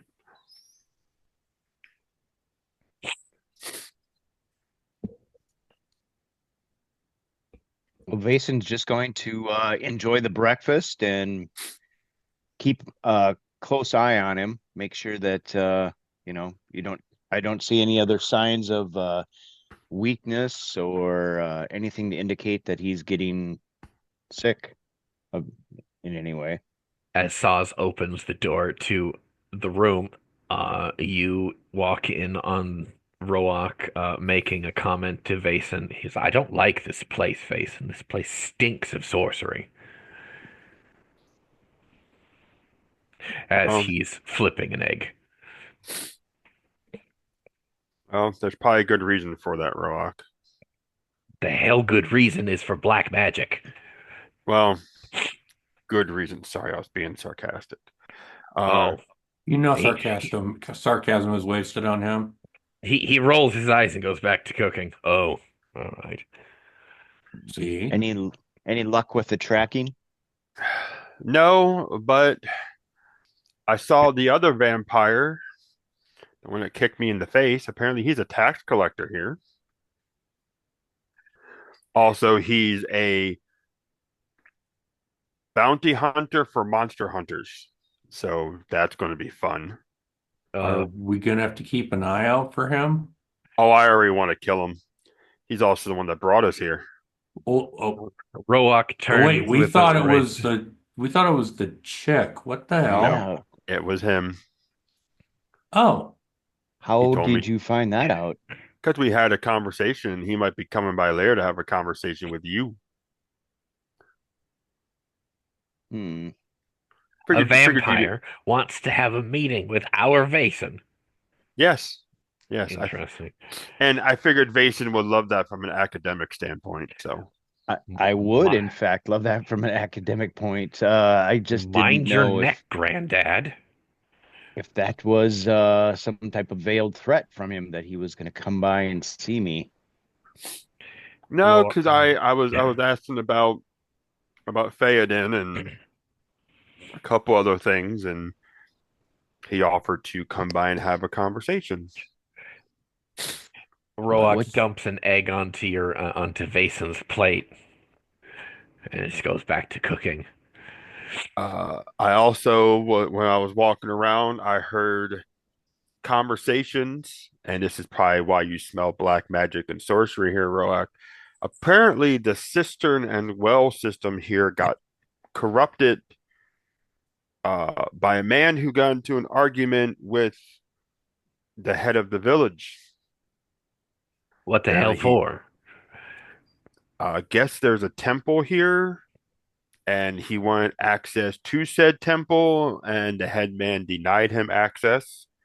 So he spit in the well, and now people are getting sick. Apparently, he wore a mantle of fungus, and his horse looked like it was riddled with it, according Roark to just rolls an eyebrow. according to the conversation. Anyway, Ugh. More more mushroom people. yay. I like this Uh, place less and less as the days go right. by. Mm. The headman also wants to have a conversation with the four of us. He asked how many we were, how we came to be here. He seems pretty knowledgeable about how this place works, and he's a lot older than you are, Vason. There are individuals older than Vason. This man looks like he's about to fall over in the damn chair. Well, Vason looks like he's about to fall over in his damn chair. Okay, let's put it this way. This man could Okay. be Vason's grandfather. That is older than the trees and the hills. Right, it's but not. given Vason's recent history, he could run circles around you. I see that. Now hush up and eat your eggs, Granddad. So he wants to have words with us Yep. The vampire and the town headman. separately. We're Both evidently separately. popular. Well, all right.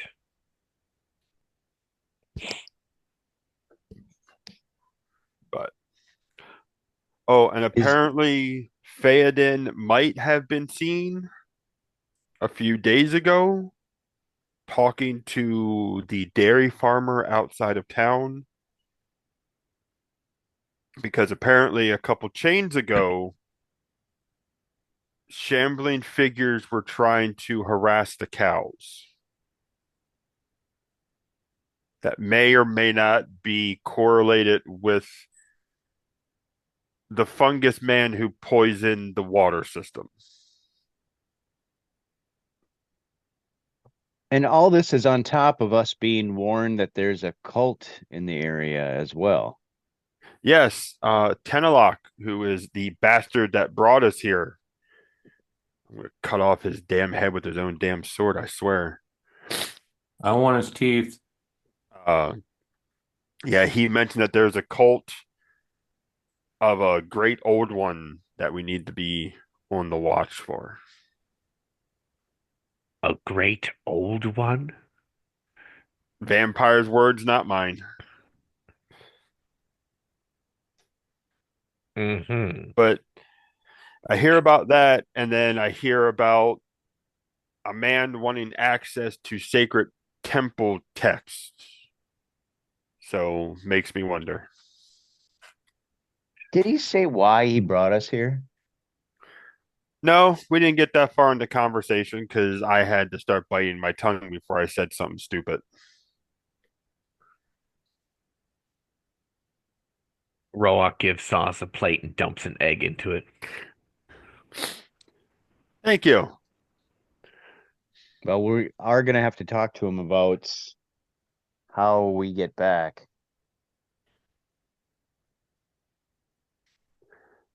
Both him and the headman are saying that things are not normal in Miserine, and I'm thinking to myself, what the fuck is normal about this place anyway?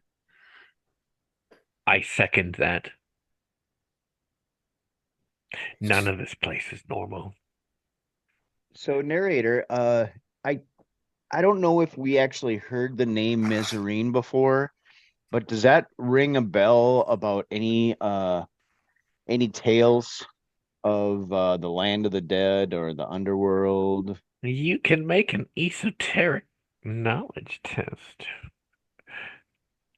I And will do that. I hope you roll well. Uh, Otherwise, if Vason gives that quizzical look when I say Miserine, since the headman literally told me it's a section of the land of the dead, he will say that as well. Yeah, that was a really shitty roll. That that was a total of 7. Oh my Oof. God. Yeah, Yeah. so Mike, fill us in. Yeah. So basically Mizarine is a part of the land of the dead.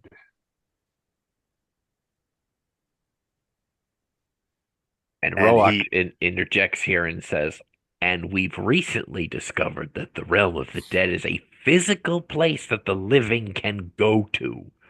yes.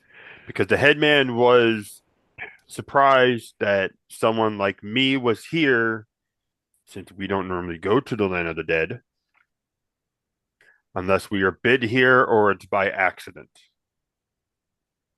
Fascinating. So, yeah.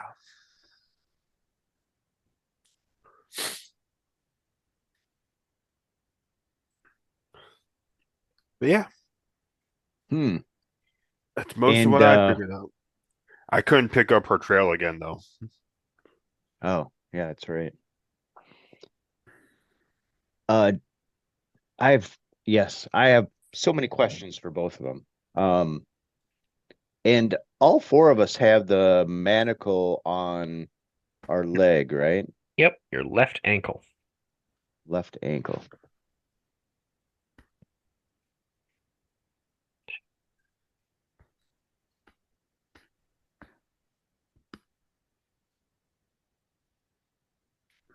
Sorry, I couldn't remember. Um,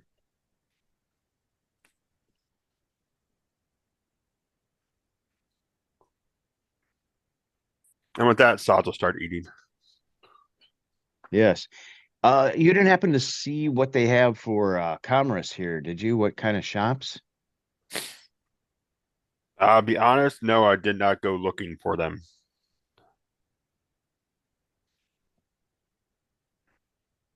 But figured when we go talk to the head man, maybe we can stop by and do that on the way.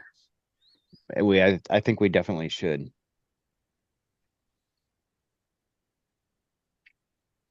The way that our adventures have been so far that we've a lot of times packed up and left in a hurry. So I would like to see us get some supplies.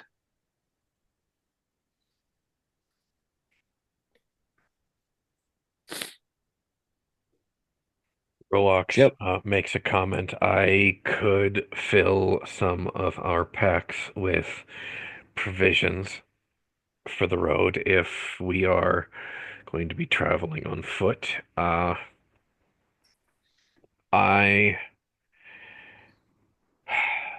I don't think horses would be in order if Grand can't uh, use one, and I don't want him to be burdened in the place of a pack horse.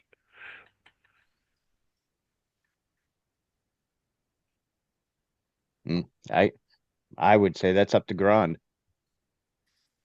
I can carry my share, but pack horses might be easier for us to deal with, just in case we do get into a fight. I can get us a pack horse then. Not some beaten down nag, but I'm not going to be spending money on a war horse. And nothing covered in mushrooms.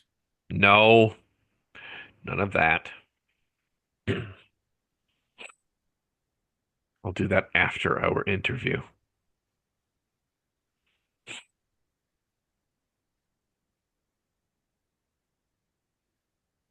How do you wish to proceed, gentlemen? Well, Seems like after you're we putting finish together. eating, Oh, sorry. um, I would say that we head out as a group and Saz can take us to the leader, but at the same time, if we pass through a market area just to see, what they have for shops for supplies. Okay. Uh, I will have you lot reconnoiter to the headman's manor next to the keep, and as Saz takes us through the marketplace. You don't see any carpenters. It would seem that any woodworkers here are petrified of that forest, and they would not be felling trees there. Uh, there is a blacksmith that deals in bronze, but he is quite small town, uh, and his primary function in this farming community is to mostly repair tools and such like. Uh, the military here, or what passes as a military, quote unquote, is uh, maybe at a dozen and a half militiamen, and maybe like four of them actually wear uh, bronze mail coats that have seen much better days. This place's commerce is mostly agriculture and possibly fishing from the nearby river. Uh, so dairy farms, wheat, fruit orchards, that type of thing. And they uh, get what other supplies that they need from regular trade, or Do what the gypsy nomads can trade in service there. do we see other people with the manacle on the left leg, Oh, or is it like everyone wears one, everybody has one? Okay. or Do we almost. see any without the manacle? Nope. Interesting. It's less a manacle and more an anklet. It's actually a like more a piece of jewelry than something that like binds you to something. Gotcha. A cage is a cage, regardless of how gilded it is. Hmm. But the four of you reconnoiter to the headman's essentially his front doorstep. He's still there on his in his chair. Uh, and as it becomes about noonday sun, still it's heavy overcast and it smells like it wants to rain, but it kind of refuses to do so. He's, oh, you've brought back your companions. Hello, everyone. His eyes, old, ancient eyes, kind of a pale blue, almost like a summery uh, sky kind of settles on the four of you, and he has a lingering sadness behind his eyes.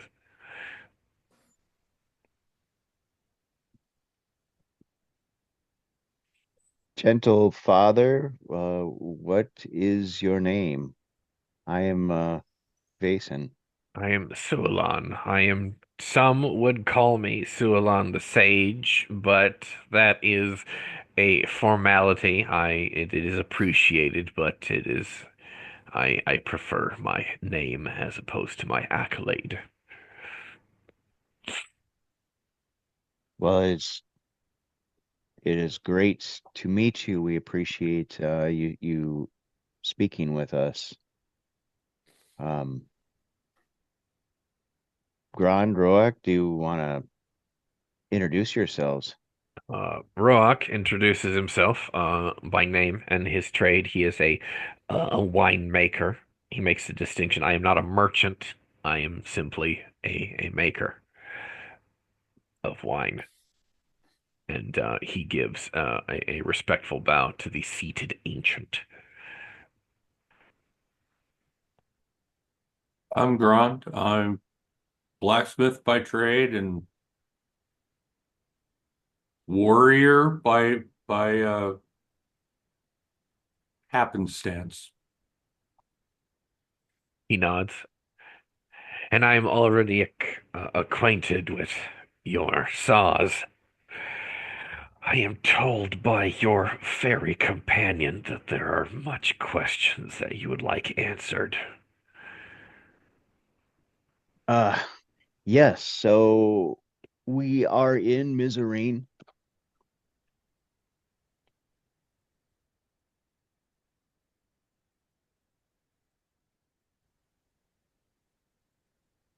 Sorry, choking. Do that. We are in actual Mizarine. You are? Where is Mizarine?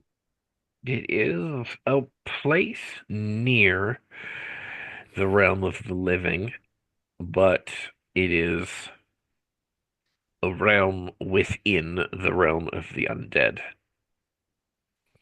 It requires sorcery to enter and sorcery to leave. So are people brought here, or are these souls that have passed, or people born here? There are some individuals that are born here, yes. Uh, but those who are brought here, the majority of them, uh, are able to exist here with the anklet on them. If you were able to remove it by some mysterious means, he presents his old wrinkled ankle, uh, and he says, "You cannot exist in the realm of the dead without it. The realm itself would devour you. You would turn to dust." Do the do the vampires they're exempt from the anklet? They're already dead. The realm has no effect on them. Are there non-vampires who have passed that live here?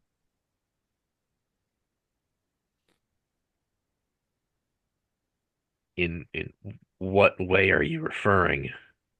People who have passed on and have entered the underworld. Are they like spirits? Are they here? Yes, Are they here in the village? there are some dead here. Hmm, interesting. And what exactly is the purpose of the vampires in Mizarine? Their purpose? This is a place where they rule. This is a home for them. And unfortunately, we are cattle to them. Hmm. So they tax you for your land and then also feed off of the population. As tribute, yes. Is that organized or is that just it happens randomly? It depends on what fief we are in. This is a realm. Well, this is a realm. This is a fief controlled by one such uh lord, a vampire lord that rules us openly, and he has a monthly tribute.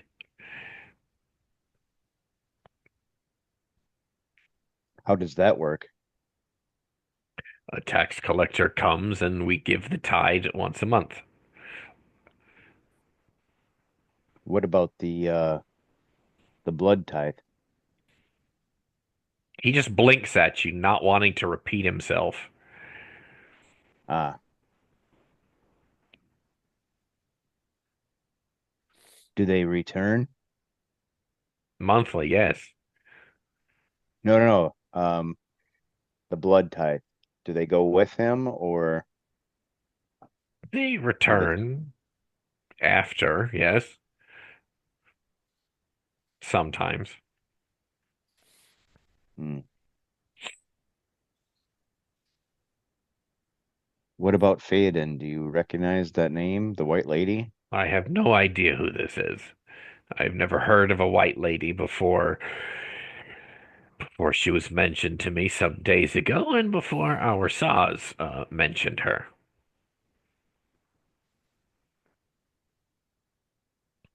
Hmm.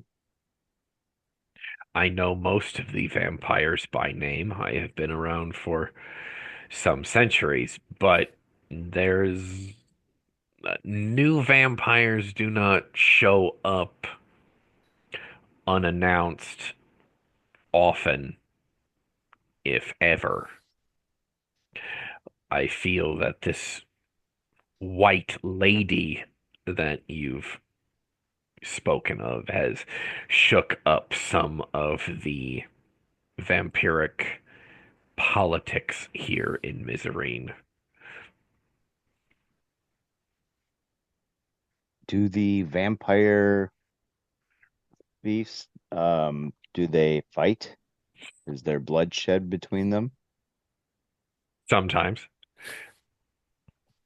some centuries ago, there was a war between two, well, you could say two vampire clans, and one was erased. So it is possible to kill a vampire here. Oh, absolutely. You stake them out for the sunlight. But the tax collector was here during the day. Yes, So they, in this realm, they can move around during the day. if the overcast is heavy enough.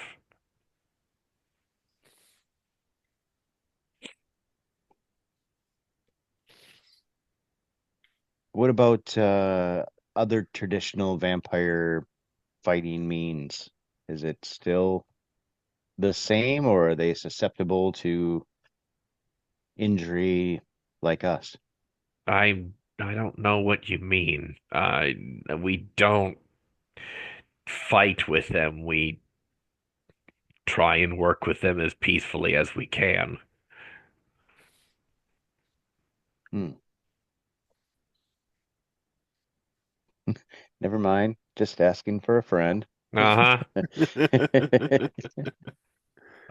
We smell treason here, sir. Yeah, right. Oh.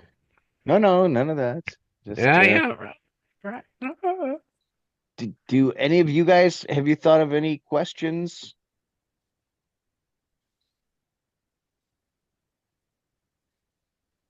Oh, I kind of Ron, had you're my on mute. Grond, you're muted.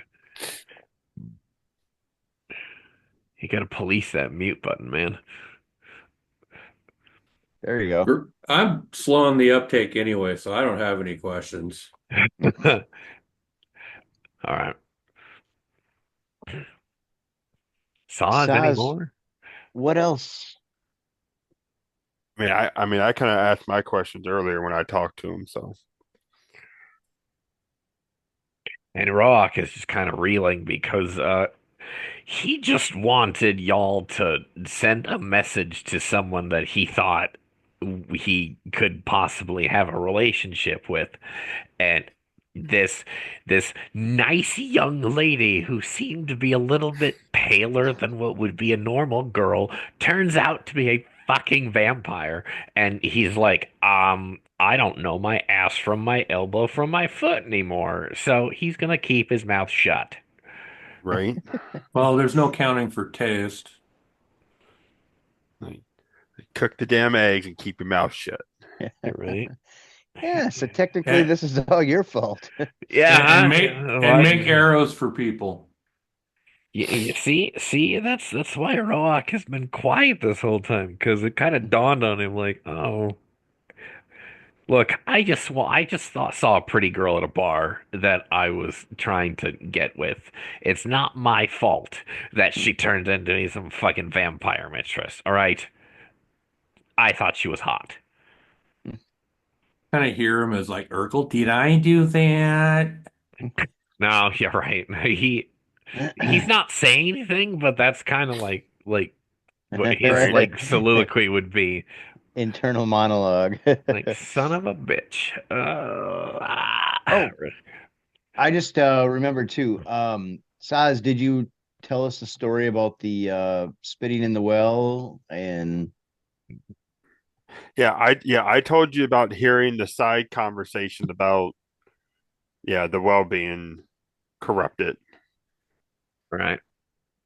so then I'm gonna ask him, can what's this story of a rider spitting in the well?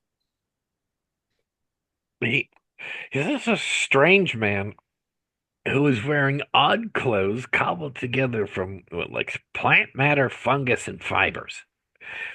He was astride a big brown horse that looked like he'd seen days, some past, that were much more pleasant for the beast.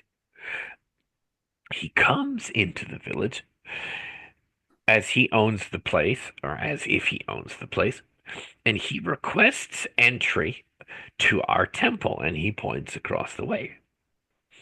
Uh, and he wants access to the inner sanctum of the temple to study some of the ancient texts within. The inner sanctum has been sealed, so only the spirits have access to it. The realm of the living cannot pass that point. It has been given as tribute to the spirits, and the texts are within. I denied him because he is not an apparition, and so he storms away. He entered the cistern. He spat into the well, and people started to get sick, and some have died. Oh, like they have developed a disease? Or what do you mean by sick? They become mottled with pox and quickly die. They Yep. don't develop mushrooms or anything like that, do they? We have not examined the dead once they are entombed. We've come across creatures, yeah, in the woods that we were afraid of them spreading their mushrooms. Um, Going back, the temple, who is the temple to? Whose He, temple is it? that's an excellent fucking question. Uh, One that he was not prepared for. no, I have the deity here. Let me find you the notes. La, la, la, la, la. All right, here. It is a temple dedicated to the Life-Blood Mistress, goddess of blood and vitality. She is he describes her as an elder goddess of blood, life, and death. Uh, and he points out the uh it's got a statue, almost like a figurehead on a ship, if you will. A statue out front of this temple that's actually carved into the likeness of a peacock.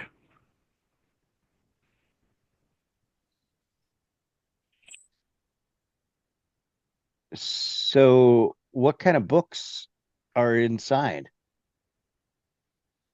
Books reserved for the dead.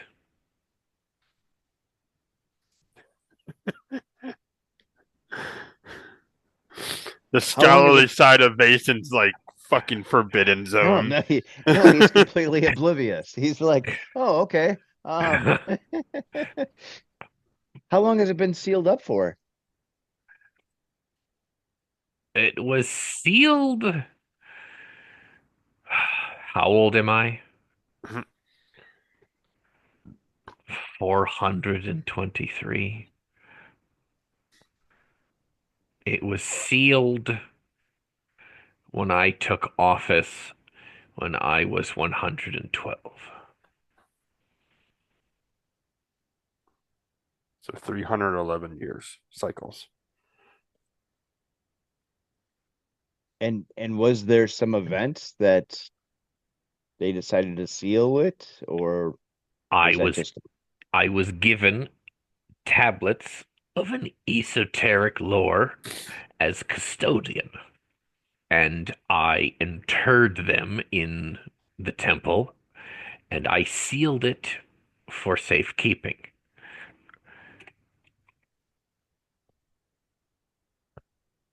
I see. So it's not magically sealed. It's physically sealed. He does not answer you. Just yeah, interesting. Asking for a friend there, Mason. Uh-huh. Yes. He just fucking stares at you with this And like I thought I was grandpa, gonna be the one you that keep caused your fucking problems. hands off. And I What thought was I that, was gonna Eric? be the one. And I thought I was gonna be the one that caused problems. No, Vason's just like completely oblivious. Oh, oh, so Interesting. and there's a key, I imagine, somewhere that you keep. Where would that be? Yeah. Now, are the doors wax sealed or lead Yeah, sealed? yeah, locked exactly how? See, see, Terry says, "Where's the key?" And the only thing I can think about is the third Pirates movie You're right. when Jack tricks Davy into revealing where he has the key hidden. You're right. You're right, right. Roak just gives Vason a bombastic side eye, like, bro. Calm your shit before you get us kicked out. You're right. Um, Can't take you anywhere. You're right. so is the fountain or the cistern, is it completely spoiled now? Are you just not drinking out of it? No one has touched the cistern since the first individuals had started to die. We've lost some almost 2 dozen now. There are a few that are quite sick, and their families are attempting to care for them. I am trained in apothecary arts. If if there's any way I could help, uh, maybe perhaps I could see some of these people.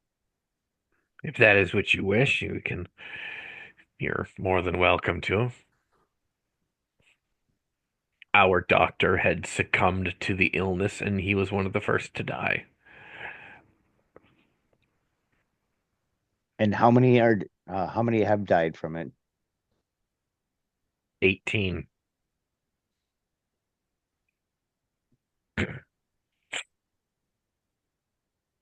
Some 3 chains. Mm. Yeah, I would gladly meet with some of them just to see if there's anything I could do. Just for the sake of everyone's knowledge, a chain is 10 days, so that's 18 deaths in 30 days. Hmm. 4 chains in a month. What about animals? Have any animals gotten sick or We've lost crops? several cows, sheep, pigs. Yeah,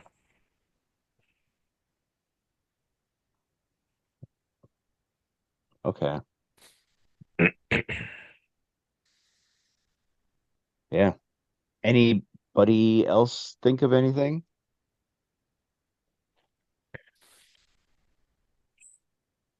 Well, I've already figured out he doesn't know the answer to my question, so Is it what's written on the tablets in the temple? no, it's how do we get out of here and back where we belong? The longer we're here, the less happy I am. Yeah, I turned to him and asked then, so how do people get back?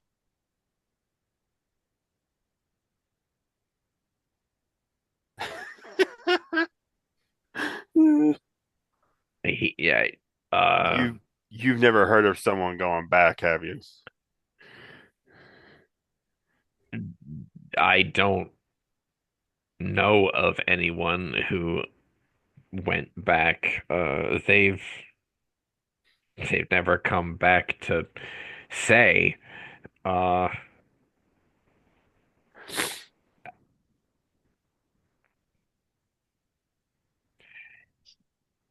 So is it for lack of trying? I mean, are people just resolved to live in misery?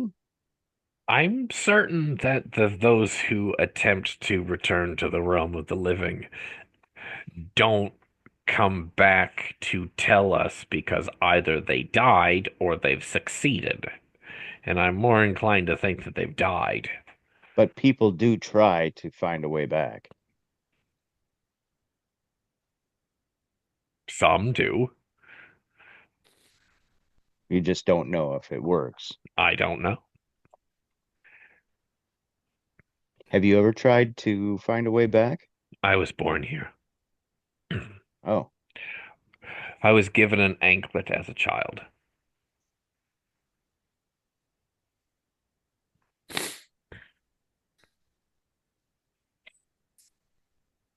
wow.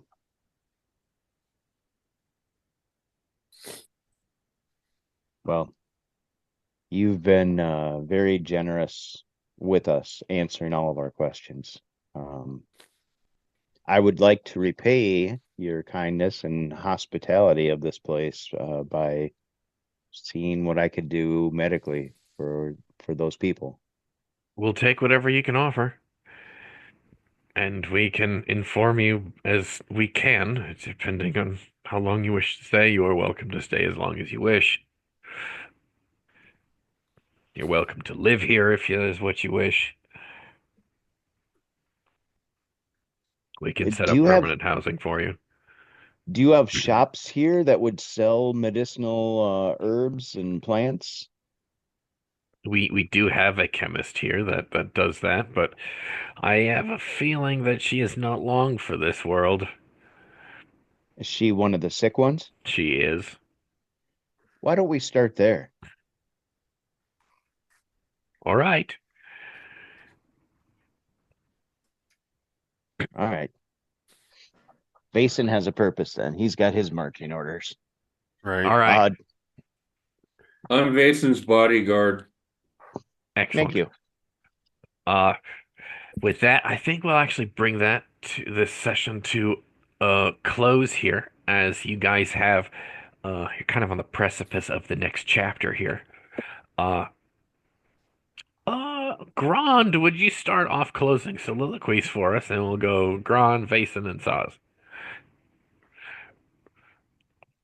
Well, I mean, Gron's a bit out of his element in all this talking and stuff. So this is kind of where he's at. Nice, Only not in the Buffy text kind of way. Just right?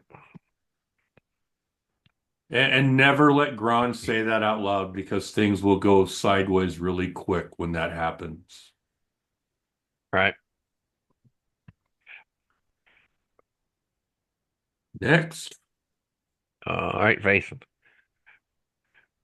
Vason is actually kind of relieved to have a bit of a purpose. He's excited by the academic knowledge of what's happening around and the possibility of maybe speaking to a vampire. Not really sure about that yet.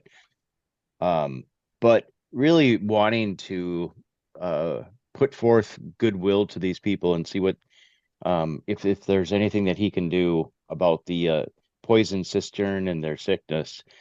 Um, he's trying to put out of his mind or shove it to the back of his mind that basically the leader is saying that there's no way to go back, that no one's ever done it, or um that they don't know of a way. So because he does want to get back. He's got a life back in the city, and um taking up, you know, taking up residence in a vampire kingdom doesn't sound appealing as a long-term goal. Right? Now, uh, Saz. Uh, Saz is he's restless, but he's tired. He went all day, went all night, going on for part of the day again. Um, he's also getting kind of impatient because he wants to pick up her trail again. Uh, but he's also perplexed because she's not acting correctly, in accordance to how this should be going.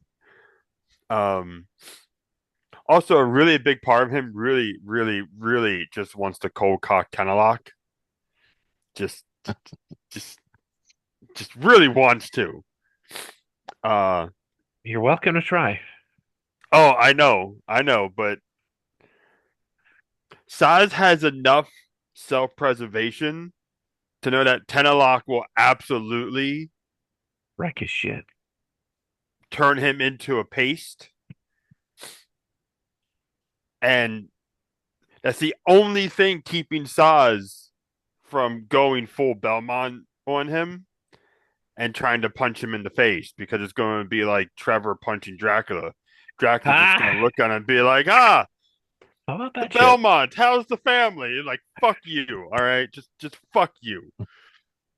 Right?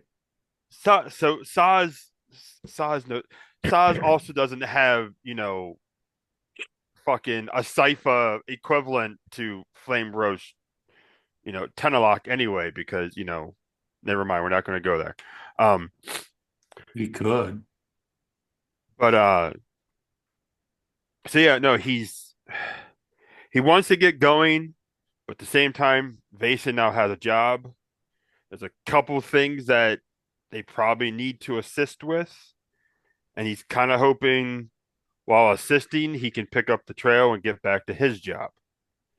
So it's waiting impatiently, but with slight anxiety. I don't know. It's a weird set of combination of emotions he's going through right now. Hmm. Well, uh, giving a brief insight to uh Roak. I kind of touched on this earlier, but Roak is he is a young Athranian commoner who was honestly going about his life and enjoying his life until he met a woman that he thought was pretty great. All things considered, he thought she was awesome, and he tried to pursue her and court her. And she gave him like the motions like she was accepting his courtship of her. Never mind the fact that she's a fucking vampire. And why the fuck didn't she just fucking eat him? We don't know, but there's some mystery there. Uh, and he kind of just he tried hiring you guys to send a message to her because he was barred from her workplace because her boss, the hag who ran uh the Phantom Whale, did not want her Theoden to be having some distraction while at work. So, and the four of you get swept up in this vampiric sorceress entanglement, and now somehow you are residing within the realm of the dead, and nothing makes sense, and he's petrified of anything that stinks of sorcery because he's just a commoner that his entire job was to be healthy, keep his feet clean, and step on grapes. That's all he was supposed to be doing. And he made pretty decent money, and now you guys wear anklets to make sure that the realm of the dead does not turn you to dust. He's not doing emotionally, mentally, he's not doing great right now. But he is here. and he's going to do his damn best. And I will report to the rest of the party that his background has changed from artisan to thief. He does not have any contacts, uh, and that brings session 5 to a close. Thank you, everybody, for tuning in, and we'll be back next week. Good night, everybody.